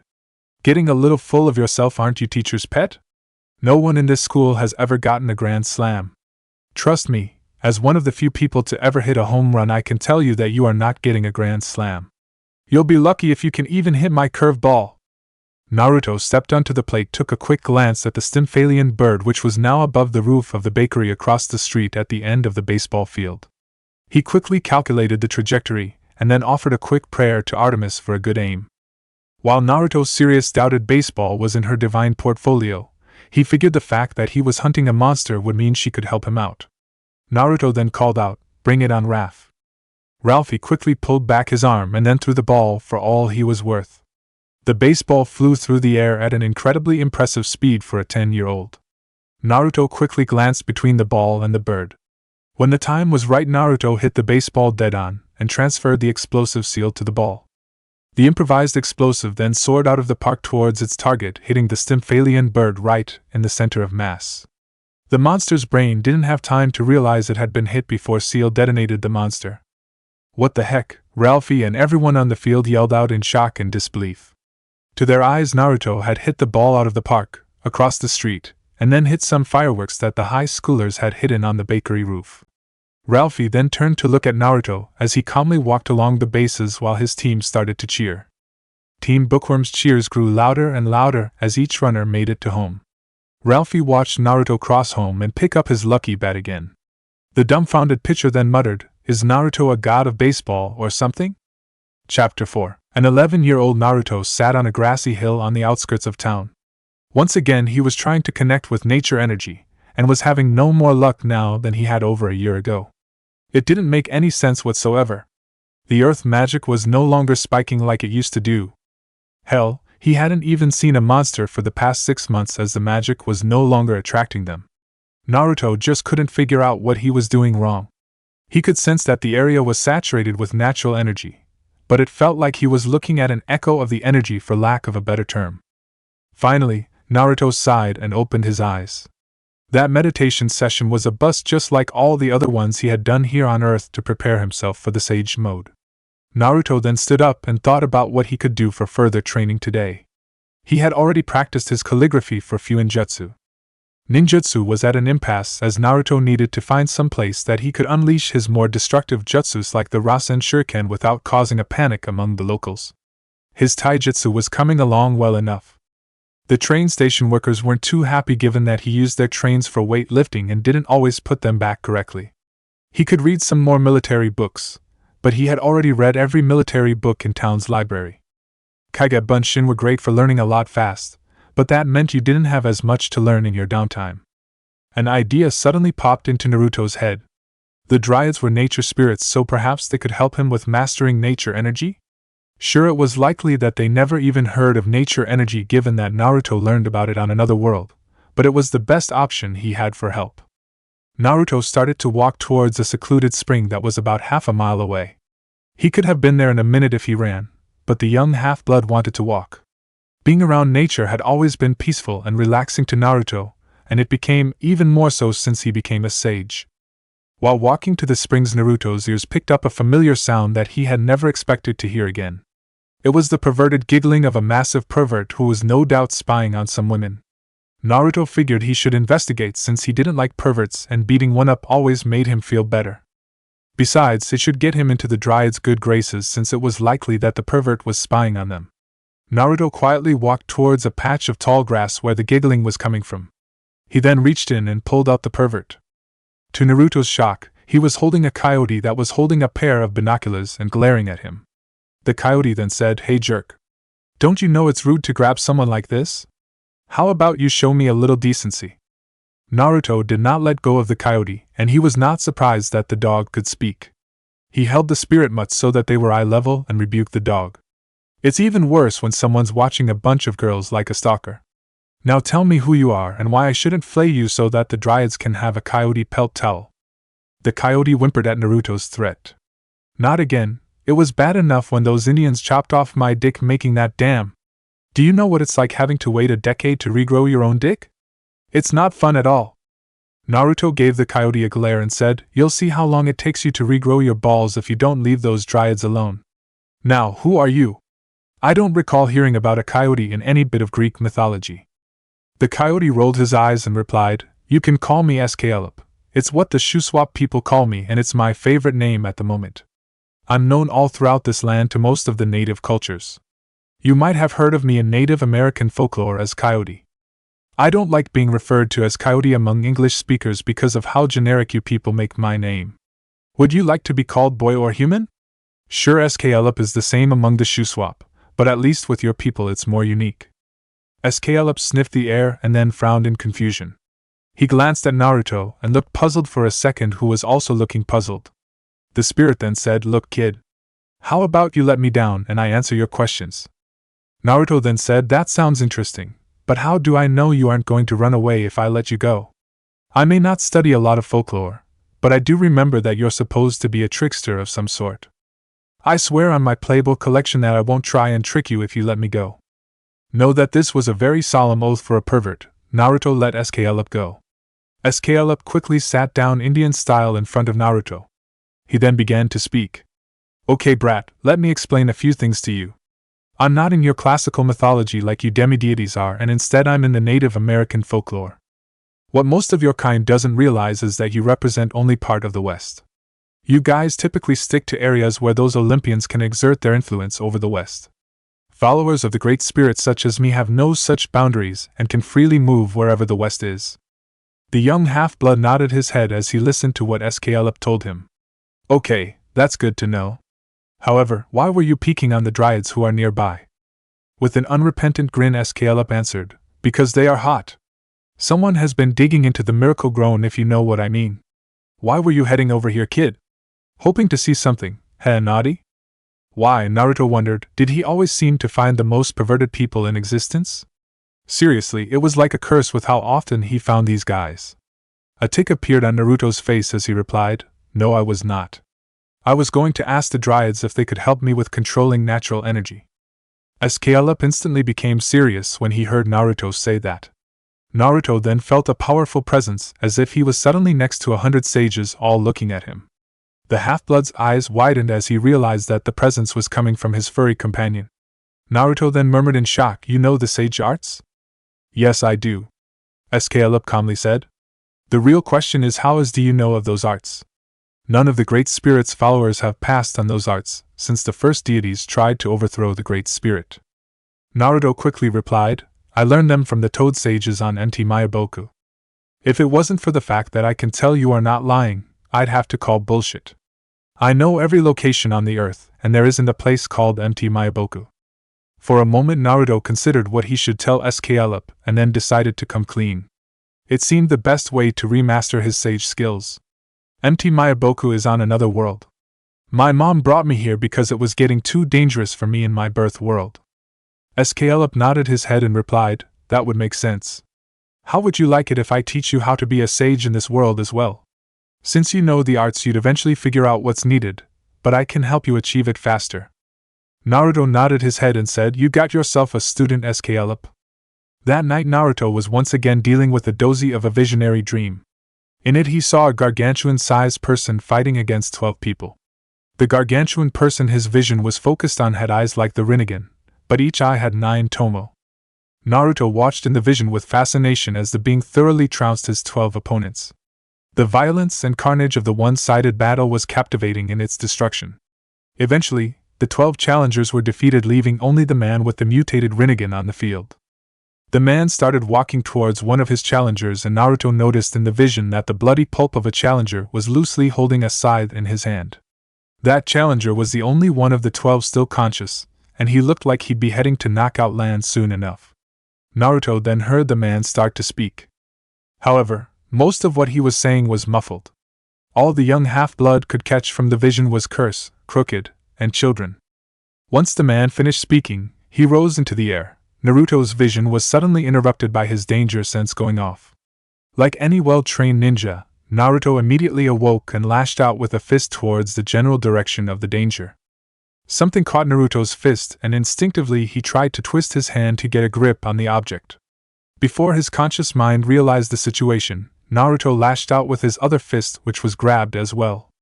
The last instinctive order Naruto gave his body before realizing the situation was to turn so that whatever was holding him would be flipped.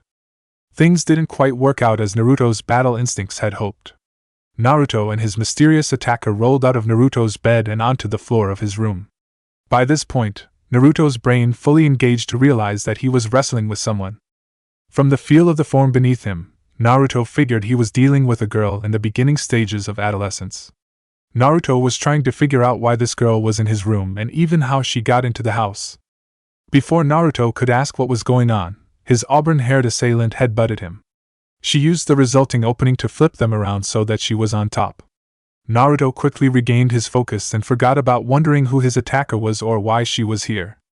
All that mattered at the moment was to force her into submission so that he could get some answers without being attacked. The duo's battle quickly devolved into a no-holds-barred grappling contest, with the couple rolling back and forth on floor, each one trying to make the other submit. The duo's constant thumping on the floors and the occasional thud against the walls quickly got Ms. Frizzle's attention. She rushed to Naruto's room with a spear in hand and opened the door. Her eyes widened in shock as Naruto and the young woman continued their wrestling match. The duo was so focused on trying to beat each other that they never noticed Ms. Frizzle's arrival. She quickly noticed the auburn hair and the now disheveled silvery outfit of Naruto's attacker. Naruto and his companion both tried to headbutt the other during a roll and accidentally locked lips. A faint blush appeared on Ms. Frizzle's face as she quietly closed the door and returned to her room. When Ms. Frizzle got to her room, she put some earplugs in her ears and then put on some noise-canceling headphones. If Artemis wanted to fool around with the young man she had almost certainly pledged herself to thousands of years ago, who was she to argue? Once Artemis's lips touched Naruto's, her temper erupted. How dare Hera's brat take her first kiss like that? First Naruto tries to punch her lights out when she came to read his mind, and then this indignity happens. Why, you little punk! She hissed out in rage as she lost control of her temper and started to pour more of her divine power into their scuffle so she could end it. The fact that she initially came to get information on Naruto so that she could court him slipped her mind completely. The spike in Artemis's divine power echoed in Naruto, causing him to unintentionally draw on the Kyuubi's demonic chakra. Instantly the house was flooded with a dark and dominating presence as the chakra cloak started to form around Naruto. Ms. Frizzle was jolted out of her attempt to ignore the duo's antics by the demonic chakra. As for Artemis, she was starting to freak out from the powerful and unknown presence coming from Naruto. She watched as Naruto's eyes shifted from blue to demonic blood-red slits. Watching something like this brought terror to the goddess's heart, as this wasn't something she had ever experienced or heard about in her long life. After living for thousands of years, the unknown can become truly terrifying when it rears its head again. Artemis started to draw on more of her divine power, and her fear only causing Naruto to instinctively grab more demonic chakra. Ms. Frizzle got to the door just in time to see Artemis break the hold Naruto had on her and jump back. The QB-influenced Naruto jumped onto all fours and then lunged at Artemis. He tackled the goddess, and the duo went sailing through the nearby wall and out into the backyard. Ms. Frizzle blinked her eyes in disbelief and then ran to the hole in the wall to see what was happening. She was completely out of her depths and did the only thing she could think of to do when she saw the duo on the ground. The elder half-blood used every last bit of her strength to summon as much mist as possible. Down in the backyard, Artemis had accidentally hit her head on the celestial bronze water fountain that Ms. Frizzle had made for a craftsman competition at Camp Half-Blood years ago. The force of the blow was enough to knock her out due to the fact she wasn't prepared for the blow. With Artemis no longer radiating divine energy, Naruto instinctively stopped drawing on more of the QB's chakra. That didn't do anything about the amount of chakra he was still drawing from the beast. Naruto's mind was trying to stop the flow, but his body wasn't physically ready to control the power he was unleashing. Ironic, considering that every other time Naruto ever lost control of the QB's power, he had been physically ready to control it, but he hadn't been prepared mentally. The side effect of this was that under the QB's influence, Naruto was projecting a dominating aura instead of a flood of killing intent. Also, the now one-tailed cloak Naruto was acting like a fox kit instead of a bloodthirsty monster. Ms. Frizzle watched in shock as Naruto ran around the backyard without a care in the world. She then watched as Naruto took notice of Artemis and slowly started to walk towards her on all fours. The demonically influenced boy carefully sniffed the goddess's hair. Something about Artemis's scent was agreeable to Naruto as he smiled and let out a happy con. Naruto pranced around the goddess, constantly letting out cons as if he was trying to tell the whole world some fantastic news. After a few seconds, Naruto stopped prancing and turned to look at Artemis. He let out a worried con and then nudged her foot, trying to get the goddess to wake up. When Artemis didn't respond, Naruto crawled on top of her and licked her face. That naturally didn't work, and as a result the demonically influenced half-blood let out a piteous whine. He then curled up into a ball on Artemis's lap so that he could go to sleep and still guard his future mate. The next morning, Ms. Frizzle got up and walked like one of her mother's subjects to the coffee pot. She took a few sips of her coffee and started to truly wake up. Once Ms. Frizzle was awake, her memories of last night returned, and she smacked her forehead. "It's going to be one of those days, Valerie," Ms. Frizzle muttered to herself. The half-blood downed the remainder of her coffee and then walked to the backyard. It was time to see just how bad the situation was and pray that Artemis didn't overreact like the divines usually did. Once Ms. Frizzle got to the backyard, she quickly looked at Area and cringed. Her insurance was no doubt going to go through the roof with the micro-meteor hit that took out part of her wall and caused some small cracks in the ground. However, that was minimal in her mind to the situation in front of her. Naruto and Artemis were cuddled up in the mud from the broken fountain. Apparently the duo had shifted positions in their sleep, and Naruto was spooled with Artemis, and the goddess's back was firmly against his chest. What made matters even worse was the fact that the QBs had burnt the nearby grass and most of their clothes. Ms. Frizzle couldn't see what remained of their outfits, and really didn't want to investigate. With a low groan, the elder half-blood muttered, "Seriously, Taichi, what did I do to annoy you so much?" Ms. Frizzle didn't know how this could be worse, and she definitely didn't want to know. She also couldn't think of a way to make this situation better. Artemis was going to freak out when she woke up and realized her current situation. That was so certain that it might as well have been announced by the fates themselves. The only way to make things better would be to separate the duo, wash Artemis up, get her dressed, and then tuck her away in a guest room. However, that wouldn't work since Artemis would most likely wake up in the middle of that process. Furthermore, Ms. Frizzle knew that the goddess could just find out what happened by reading her mind. Someone then shocked Ms. Frizzle by speaking up. "I'm not sure whether this should be classified as an epic win on Artemis's part, or an epic failure." Ms. Frizzle whipped her head around to her right in shock and a bit of fear. Who was in the yard with her, and how did the speaker get so close without her sensing their approach? The demigoddess quickly spotted the intruder, and her eyes widened in shock. There was no doubt in Ms. Frizzle's mind that she was looking at another goddess. However, she couldn't place the goddess as the lady's form was not one in the Half-Blood reference booklet. That was rather unnerving since camp alumni over the past 400 years had carefully recorded all of the gods' and goddesses' preferred forms. Most of the older generation in Konoha could have recognized Ms. Frizzle's companion even though they'd have to do a double take. The young woman to the Half-Blood's right was definitely Kushina Uzumaki. However, her red hair had been replaced with a mane of dark brown hair highlighted with strands of dark red hair. Kushina had lost her pale complexion, gaining an olive one in its place. Finally, all of the imperfections in her looks were gone, giving the young woman an unearthly beauty. Ms. Frizzle stared in shock at the goddess, and watched as her hair shimmered because of a constantly changing amount of red hair. Sometimes the red hair would almost fade, and other times it formed massive stripes in her locks. Hera Hypostasis shook her head as she looked at Artemis, and her son lying in the mud. This was not how she wanted to meet her son. In all honesty, Hera wouldn't have been here if Artemis hadn't caused such a mess. Hera had been working for months to perfect a hypostatic union so that she could spend time with Naruto while still doing all of her divine duties. Once she got it perfected, she would be able to spend a couple of hours each week with Naruto and not break any laws. Hera had been working on this merging of her divine and human natures for months, trying to get them equal in this current form. She could have sent her purely human aspect of Kushina to visit Naruto sooner, but that didn't sit well with the goddess. She wanted her son to know her, not a minor fragment of who she was. Going as her divine self was a no-go since deities could only visit their mortal children for an hour each year with no accumulation of time. Uniting her two natures in this current form allowed Hera to get around all of the divine limits while still allowing her to truly be herself around Naruto. Thus, a portion of her could be here in Alaska while another portion of her in the purely divine form of Hera Olympios was still on Olympus, keeping everything running. The goddess walked over to the sleeping duo and snapped her fingers, causing her hair to momentarily turn black. A golden flash covered Artemis and Naruto, and then they disappeared from the mud to reappear on the patio a few feet away.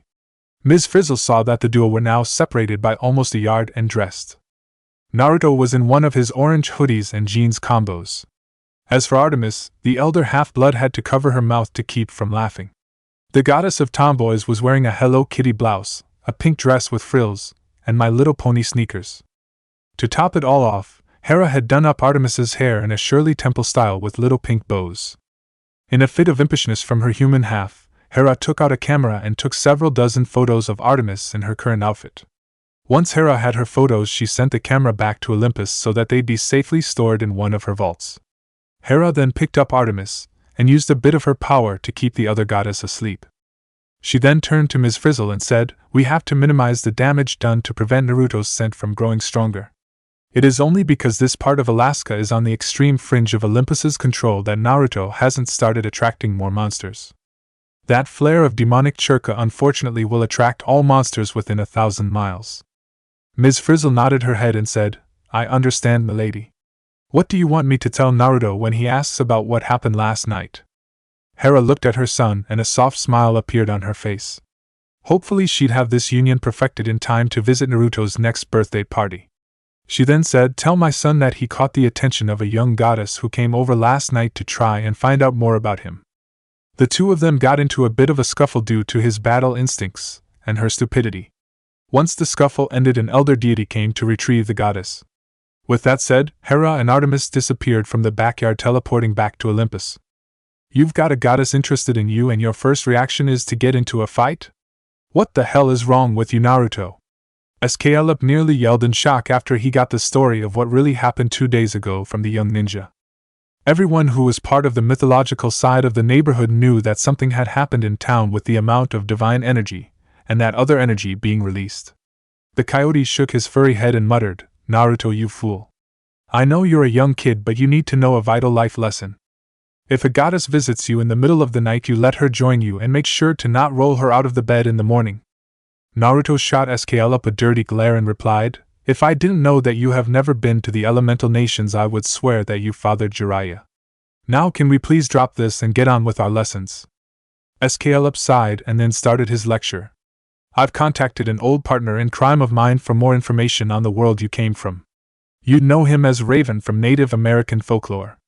Like me, He likes to use a different name from one of the tribes to distinguish himself from the common animals. In his case, he currently likes to go by the name of Coyote from the Miwok tribe. Coyote has the ability to visit different realms, and he has visited your world in the past. In fact, the members of the Raven clan of summoning animals in your world are his descendants. Now, thanks to Coyote, I know why you were having so much trouble trying to sense nature energy. Now, when we speak of nature energy, we are referring to a specific portion of the energy that is in nature. Specifically, you draw on the hard, firm, and aggressive aspects of nature, which could technically be called sage nature energy. In your world, those aspects are the most prominent parts of nature, so your sages just generically label them as nature energy. Skullop then pulled out a notebook and put on a pair of reading glasses before continuing on his lecture. Okay. According to Coyote, these aspects needed to draw power for a sage are classified in your world under the concept of yang. On the other hand, the nature energy in the earth is prominently diffuse, yielding, and passive in its aspects, which make it easy to use for earth magic. These aspects are classified by you ninjas as yin. The fact that there is always some yang where there is yin and vice versa is why you feel a nature energy echo. You are in fact sensing the minute yang aspect of nature energy that resides in the land. Now there is a simple reason why the elemental nations in Earth have different aspects of nature energy emphasized. In the elemental nations, your land was formed by gods while the land on Earth was formed by a goddess. Therefore the land's natural energy is in sync with its creator's alignment of yin and yang. Naruto nodded his head and spoke up. That makes sense. So what we need to do is get me trained to pull nature energy from the sky instead of from the land. You're not as dumb as you look, Naruto, Skullop said while raising an eyebrow in surprise. Given how you totally blew it with that goddess whose name you didn't even try to get, I figured you need to be hit with the clue bat. A tick appeared on Naruto's forehead, and he made a fist with his hand. Naruto ground his teeth together and yelled, "Will you drop that already? Why should I drop the fact that you made yourself the winner of the universe's biggest idiot contest for the year?" That's it, Skullop. Naruto pulled back his fist and tried to punch the coyote. Skullop blocked the punch with one paw before giving his pupil a sarcastic smirk. The spirit jumped back and onto his rear legs while holding his front paws in a defensive posture. Skullop made a come and get me gesture, which Naruto eagerly responded to with an attack. The Demigod and the Coyote spirit quickly got into an impromptu sparring match. Naruto used a modified version of the Iron Fist style, which he had found worked better with his super strength than the Frog style. Skullop used a style that Naruto couldn't place at all. It was a flowing style with constant movement and attacks from all angles. Seemingly extra movement was used to lead into a new attack. For the next hour, the two fought in a match that obviously could only be decided by the contestants' stamina. The field they had been sparring in had become littered with craters from Skullop redirecting Naruto's punches. Skullop then halted the match by saying, "Can you feel it, Naruto?" Naruto paused in mid-punch and blinked his eyes. "Feel it? What are you talking about?" "I'm talking about the nature energy that you need for the sage arts, you moron. You're way too young to use them, but you should have felt them during the fight." Naruto scratched his head in confusion. "That doesn't make any sense, Skullop. How can I hope to sense nature energy while fighting if I can only sense and collect nature energy when I'm not moving?" Skullop shook his head in dismay. "That was in the elemental nations you came from because you were drawing energy from the land. On Earth, a sage draws his powers from the sky. Here, a sage must learn how to separate conscious from subconscious." Naruto sat down even more confused than before. "What do you mean, separate conscious from subconscious? They are separate." Getting down on all fours, Skullop calmly walked over to Naruto. He then said, "Do you think about what you must do to walk, or do you just walk? When you go for a walk to the park, your mind thinks that you will go to the park and your muscles perform the necessary actions to walk. It is a similar principle here. The sky is in constant motion, so a sage must be in constant motion in order to draw natural energy. Experienced sages like me can just use the blinking of our eyes or simple breathing to draw on this energy. However, we do this without thinking about it." Suddenly, the coyote pulled out a handheld multiple-blade wind fan. Skullop held it so that Naruto could see the fan, and then he blew on it. The fan blades moved around the fan's axis several times before stopping after Skullop stopped blowing. He then looked Naruto in the eye and said, "As my breath moved the fan blades, you must let natural energy move your chakra. As a sage here, you must learn how to draw nature energy into you as it moves around you in the air. Once inside you, you'll need to let it mix with your own energies, leaving a fragment of itself behind, creating sage chakra. Unlike a sage in the elemental nations, a sage on Earth is not vulnerable when gathering natural energy, since fighting is movement. However, here you must learn to draw on natural energy without thinking of drawing on it. Naruto let out a small groan when he finally figured out what Sklp was trying to convey to him. It's going to take a lot of work before I can be a sage here as well, isn't it? You can bet your ass that it's going to take you years to learn, Naruto. Chapter 5. Naruto's 12th birthday party was a simple affair. It was just him, Ms. Frizzle, and Arnold having some reindeer ramen in the kitchen for lunch. Arnold was the only one invited over by Naruto for his birthday. Arnold was one of Naruto's few friends at school and the only one who wouldn't be creeped out by the idea of being in a teacher's house. Naruto had gotten a Game Boy from Ms. Frizzle with a couple of games. Arnold got him Pokemon Gold and a link cable so that Naruto could battle him. Ms. Frizzle looked up from her plate and said, "So has anything interesting been happening lately, boys?" She was sincerely hoping to hear that everything was back to normal. Naruto and she had been working overtime to take out all the monsters that had journeyed to the town over the summer. At least the part of Alaska they lived in was still within the reach of the Olympians' power. Most half-bloods considered Alaska to be the land beyond the gods. That was true, and yet false at the same time. The land beyond the gods was actually all land above the Antonine Wall, which was the furthest northern border that the Roman Empire had ever been able to control. So all land above 55 degrees 57 minutes north was beyond the gods. Furthermore, the gods' influence started to weaken at 55 degrees north, or the location of Hadrian's Wall. This meant that almost all of Alaska was beyond the gods' control, with them having a bit of influence over the southernmost tip. Since such a small sliver of the state was safe, it was easier for most half-bloods to label the entire state unsafe.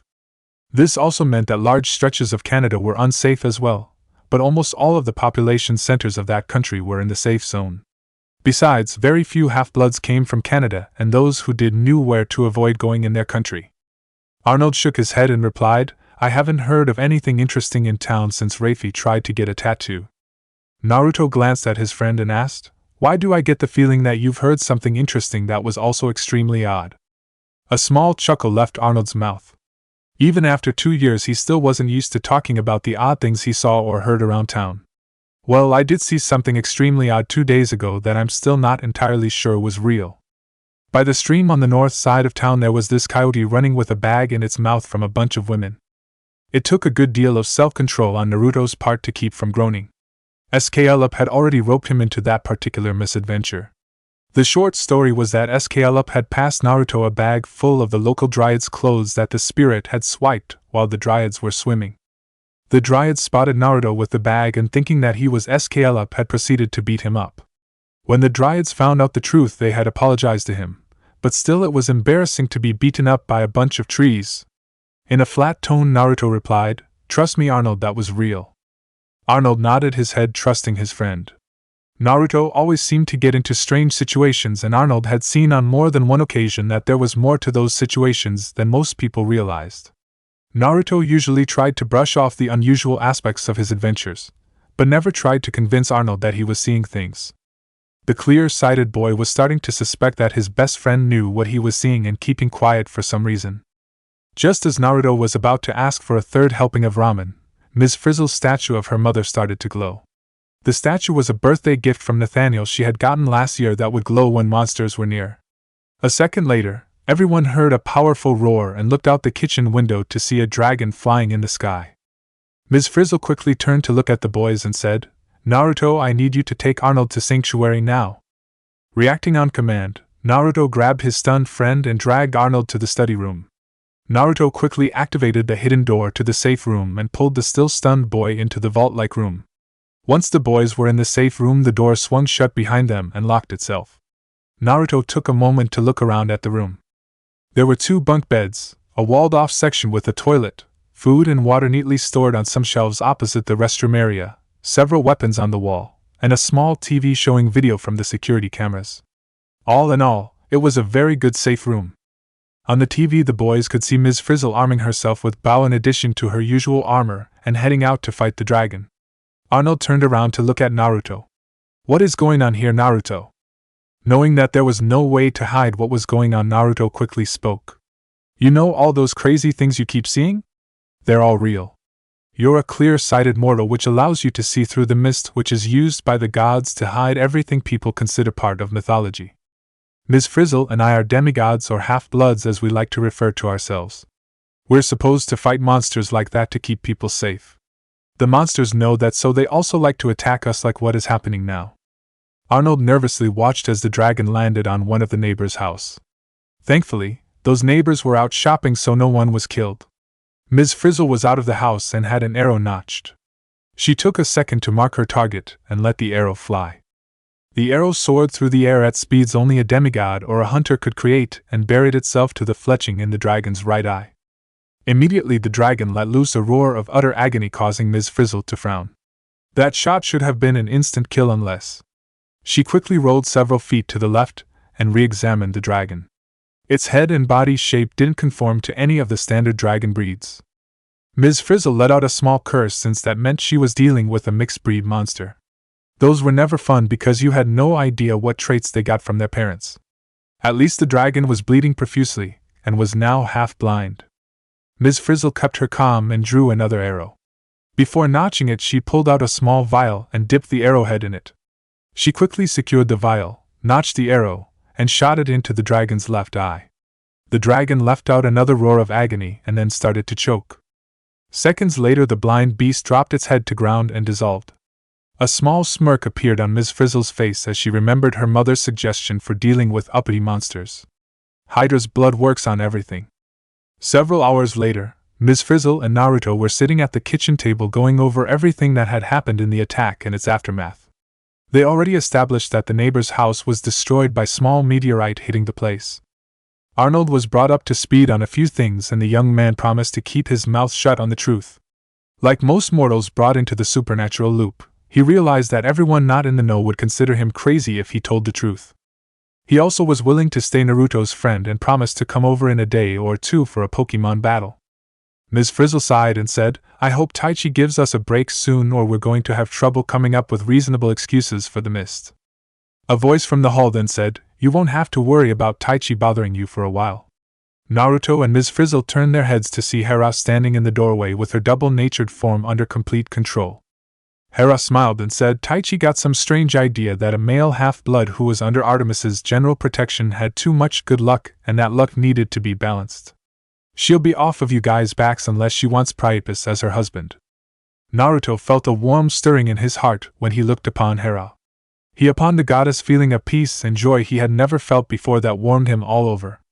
Nervously and hopefully Naruto asked, "Mom?"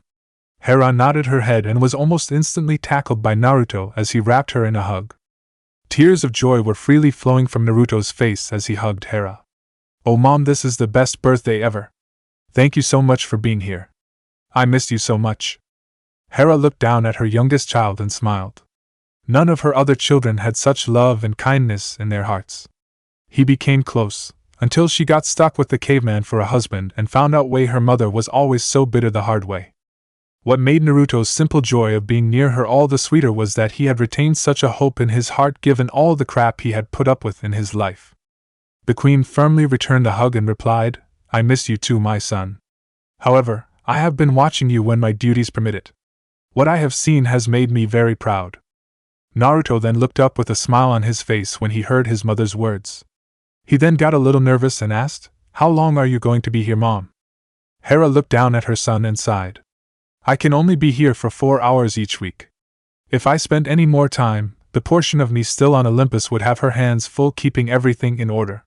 Besides, I can only bend the rules so much even while having a human nature in this form."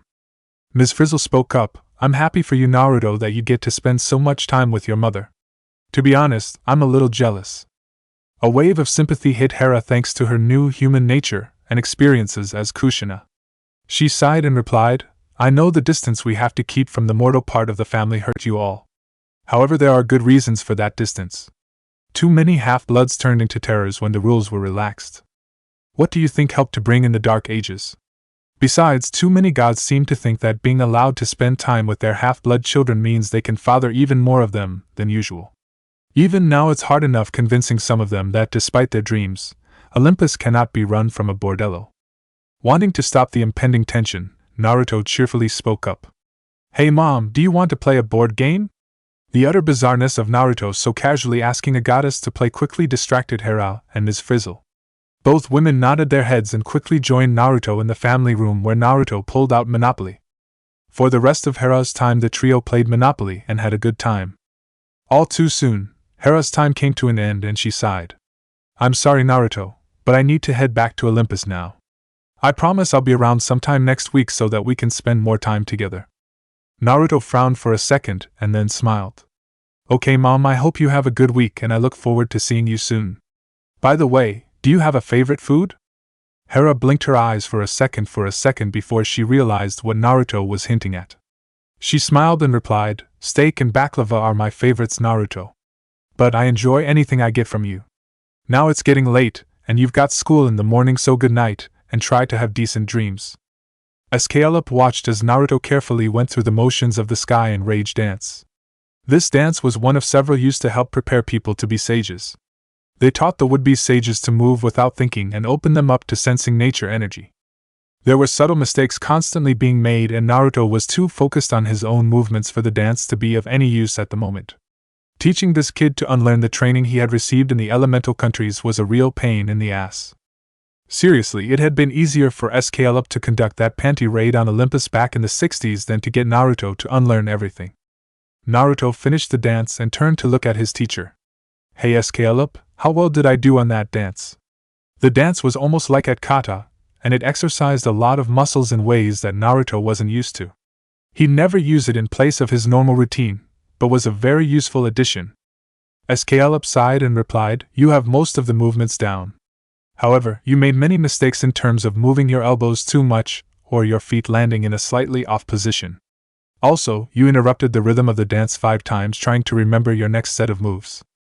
If you set aside an hour or so each day to practice, you should have this dance memorized and be able to do it automatically in a month or so. Once you get this dance down, we can move on to the celebration of the whirlwind dance. Now why don't you head back to your house to do your homework and I'll see you tomorrow for more training. The young half-blood nodded his head and called out, okay Escalip. Have a nice day and please don't piss off more of the dryads you horny dog. With that said, Naruto turned around and headed back into town. Once Naruto had left the clearing, Escalip sighed and called out, you can come out now Coyote. Without turning his head, the spirit sensed his new companion fly out of a tree behind him. Coyote landed in front of Escalip and then grew in size from a normal raven to the size of an average man. Escalip sighed and then said, why have you come here Coyote? Coyote gazed at Escalip for a second and then spoke. I come to tell you what the Council of Regents has to say concerning your new pupil. As you can imagine, there are a great many concerns being raised over a demi-deity being taught some of our arts. The fact that he already knows a variant and is from another realm has been enough to placate the more concerned regents. Escalip rolled his eyes and replied, will you get to the point Coyote? I swear you can be as boisterous as that deity Zeus when he goes on about how great he is and how different he and his Olympian gods are from the Titans. The raven rolled his eyes and shot back, well, Zeus wouldn't be nearly so arrogant if someone had rigged that little casting of lots correctly like they were supposed to do. Escalip winced as his greatest failure was brought up yet again. At the dawn of the current age, he had been tasked to ensure that Zeus became god of the underworld, as he was the worst of the 3 brothers to be the so-called king of the new group of deities. Unfortunately, Escalip had been a bit careless, allowing corruptive influences to change the draw. The Fates and the Council of Regents had never truly forgiven the animal spirit for that screw-up. Sure, they had been able to mitigate or repair almost all the damage the moron made as king, but they wouldn't have to if Escalip hadn't dropped the ball in the first place. Knowing that his friend had been slapped enough for the moment over that mistake, Coyote decided to change subjects. The council has decided that you are to be Naruto's sole point of contact with us. Furthermore, you are to encourage him to keep us a secret for now, and to not give him any more information on us. This age is ending and we need to ensure that the transition to the 6th age goes along correctly. That cannot happen if the Olympians find out about us and decide that we're a threat to them. Escalip sat cross-legged on the ground and pulled out so jerky to eat. He took a quick bite and then spoke. Look, I know that I'm not the council's favorite guy, but aren't we going to have to fight the Olympians anyway? I mean, those brats aren't exactly going to say to their successors our time is over, so have fun while we go on retirement. Furthermore, just who the hell is supposed to be running this 6th stage if things go correctly? I know that it's likely the Titans or the Giants if the Olympians make it past round 1 will take over if things go wrong. But who's supposed to be running things if all goes right? With a shrug of his wings the Raven messenger replied, I don't have a clue. The Great Spirit left instructions about this age in his codex. However, only the Fates can translate the text, and what they have translated is confusing as hell to the Council. We know that a subset of the Olympians is going to be part of the 6th Age's ruling court, but no clue as to who or what their roles will be. We don't even know who the prophet is that is to herald the new age. The Council's current guess is that he'll be the savior of Olympus talked about in that great prophecy that has the Olympians in such a twist. Of course, we are still open into other interpretations. Caleb nodded his head, agreeing with his old friend. To the spirits, prophecies were neither something to be feared or to be embraced. They simply were advice, and you shouldn't try to prevent or control them. Caleb then started to talk about lighter subjects with Coyote. The two old friends chatted for about half an hour before Coyote had to leave. Getting to Camp Half-Blood could be either extremely easy or extremely hard for a young half-blood. If you lived nearby and your guardian knew where to go, it was very easy. On the other hand, if you lived on the other side of the country and were on the streets by yourself, it was best for you to start praying for mercy. For his first trip to Camp Naruto fell somewhat more towards the easy end of the spectrum. Ms. Frizzle wouldn't be accompanying Naruto for the trip since she had obligations in their hometown. However, Ms. Frizzle did buy Naruto a plane ticket to Richmond, Virginia, and a train ticket from Richmond to New York City. Zeus had given half-bloods some travel rights through the skies after mortals invented hot air balloons, and even more after the invention of airplanes. Actually, it was more like the king had been forced to give the half-bloods those rights, as Poseidon threatened to summarily sink any ship carrying a child of Zeus, while Hades would have them automatically thrown into the fields of punishment. The first 100 miles around Olympus were a strict no-fly zone except on a Pegasus. Half-bloods could fly within a radius of 1,000 miles of Olympus without trouble if they first offered Zeus a sacrifice. There were no obligations for a regular half-blood to fly if they were flying past the 1,000-mile limit. Children of Poseidon and Hades had a 200-mile no-fly zone and were expected to offer a sacrifice to Zeus if they were flying within a 2,000-mile radius of Mount Olympus. Depending on where a half-blood's family was, the half-blood could fly into either Richmond or Boston and then take a train to New York, where camp security would pick them up at the station. At the moment, Naruto was calmly sitting in his seat on the train with his kanabo resting by his side and his backpack with his suitcase in an overhead bin. Naruto wished that he could have carried his supplies in a sealing scroll, but that would look too suspicious. Instead, he kept his spare weapons sealed on his jacket. The kanabo was out for easy usage if Naruto was attacked by a monster. Most people didn't question Naruto about the weapon since he was once again using the mist to make it look like a baseball bat. Every once in a while someone would ask Naruto why he had a baseball bat, and the young ninja simply replied that he was on his way to baseball camp. Part of Naruto had been concerned that the train he was on would be attacked by monsters. According to his mother, the part of a demigod scent which monsters honed in on was their chakra signature. Naruto had been able to use his clan notes to make a seal to reduce his chakra signature, and thus weaken his scent. He recalled hearing that A and BU had a jutsu to mask themselves from sensors and figured it was something similar to his seal. Fortunately, Taichi had decided to cut Naruto a break and his train pulled into the station without any problems. Naruto quickly gathered his stuff and casually held his kanabo in one hand while it rested on his shoulder, and he carried his suitcase in the other hand. There was no way this half-blood was going to chance Taichi's whims changing even with his mother's threat to the goddess. Naruto casually made his way through the train and stepped out onto the station. Naruto blinked his eyes for a second to adjust to the light as he moved away from the platform. He sat down at a nearby bench and tried to sense his surroundings. While all Uzumaki were sensors to some degree, Naruto wasn't particularly gifted at that art and got a headache from the large crowd. The young half-blood shook his head and focused on trying to find a satyr since there were supposed to be a dozen or so of them here today to gather all the half-bloods. About 5 minutes later, Gleason Hedge approached Naruto, who was still sitting on the bench. The middle-aged satyr grinned at Naruto's alertness. "So, Cupcake," the satyr casually replied, "you're the newbie that a graduate found and sent to camp." Naruto frowned and replied in ancient Greek, "Perhaps I am. However, how do I know that you are a friend or from camp?" Thanks to his talks with Ms. Frizzle, Naruto figured using ancient Greek would be a good way of identifying camp personnel. This inquiry earned Naruto a small chuckle from the satyr, who likewise replied in ancient Greek. "Not bad, Cupcake. Your guardian has obviously taught you to think. My name is Gleason Hedge. I like your choice of weapon and that you're alert for possible danger. Too many satyrs and campers are pansies who forget about the law of the jungle. Now, why don't we head to the bus so that we can meet up with the pansies?" Gleason quickly led Naruto out of the train station and into the parking lot. The satyr quickly led Naruto to a bus, put Half-Blood's suitcase in storage, and then said, "Here you go, Cupcake. I have to head back and try to find a few of pansies who are straggling. Stay on the bus and try not to get into trouble." Naruto nodded his head and quickly got on board. He gave Argus a polite nod and received on in return from the camp security guard, who was acting as a bus driver. All of the eyes covering the guard didn't bother Naruto since he was used to seeking bizarre things. He quickly found a seat since he was the first demigod on the bus and sat down. A minute later, a second demigod boarded the bus and spotted Naruto. He had a sunny disposition and walked over to Naruto. The new half-blood smiled and said, "Hi, I'm Lee Fletcher. Can I sit here with you?" "Sure, I'm Naruto," Naruto calmly replied. Once Lee was seated, Naruto asked, "Why did you ask to sit here? I mean, you have the whole bus to choose a spot to sit at for the moment." Lee tugged at his camp necklace, which had a single bead on it. "I wanted to find out more about you, Naruto.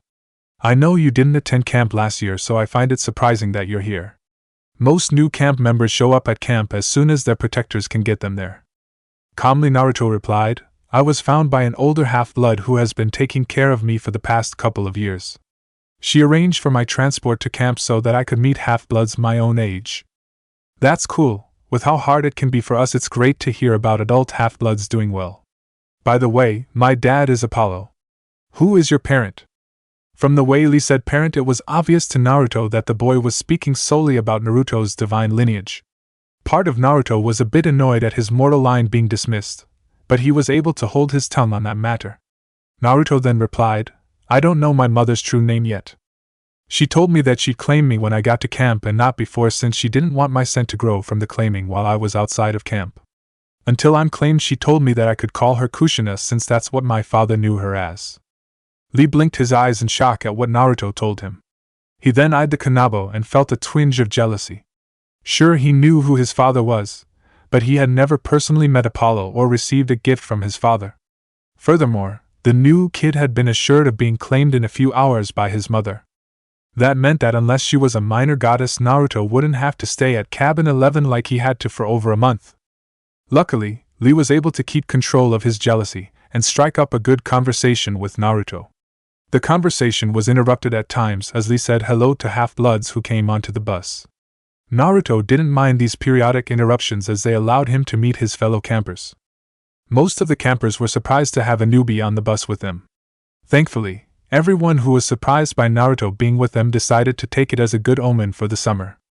After about 2 hours, Gleason stood in front of Argus and said, "That's the last of them glares. Now let me make sure that everyone's sitting down, and then you can light the tires." Gleason then turned to face the demigods and pulled out a megaphone. "Alright, you pansies, it's time to settle down. Remember to buckle up and keep all weapons secured at easy access. In the event of a monster attack, you are reminded to use arrows until said monster boards the bus. At that time, you are advised to switch to melee weapons. That is all, and let's have a safe trip to camp." Gleason then put the megaphone away and hopped onto one seats reserved for the satyrs. It took Argus almost an hour to drive the bus from the train station to Camp Half-Blood. Mostly, this was due to how heavy New York City traffic was. Once out of the city proper, the bus was able to speed down the road to Camp Half-Blood. Argus drove past Half-Blood Hill with its massive pine tree and continued on for another minute until he reached a fenced-in driveway. He quickly pushed a button on the dashboard, opening the gate, and turned onto the driveway. The guard then drove the bus about the length of a football field to a small garage with several strawberry delivery trucks parked inside. Once the bus was parked, Gleason took up with his megaphone and called out, "Alright, pansies, I want you to get off this bus in an orderly fashion. You will retrieve your bag from the satyr who will be unloading them from storage. Once you have your bag, you will wait by the bus or you will lose desert privileges for the next week. After everyone has retrieved their bags, we will all head up to the big house to check in. Do you understand me?" There was a round of yes sir from the half-bloods as they quickly ran off the bus. Naruto heard Gleason muttering something about punks. He couldn't stay to ask Gleason what he was talking about because of the other campers pushing to exit the bus. Once Naruto was out of the bus, he had to wait the longest to get his suitcase since his was buried by all the others. Eventually a young satyr named Grover handed Naruto his suitcase before the young nervously walked away.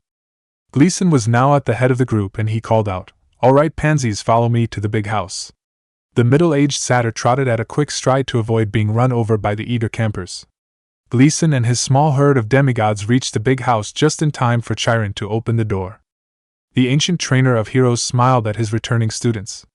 In a happy voice he called out, "Hello again, my pupils. It is good to see you all." Chiron stopped in mid-sentence, and his eyes bulged out in shock. Naturally, all of the nearby campers and satyrs were blinking their eyes in shock. What could cause their instructor, who had pretty much seen everything that could exist in the world, into a state of shocked catatonia? Mr. D walked over to the door and started mumbling. "What caused you to stop like that, Chiron? Don't tell me that the brats have left you speechless." So Mr. D also stopped in mid-sentence as soon as he came into the group's view.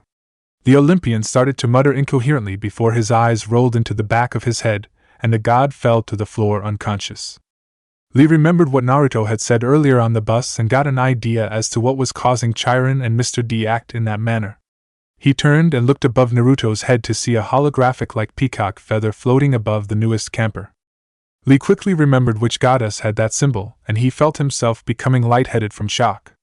Somehow, the young teenager found the strength to yell out, "By the gods! Naruto is the son of Hera,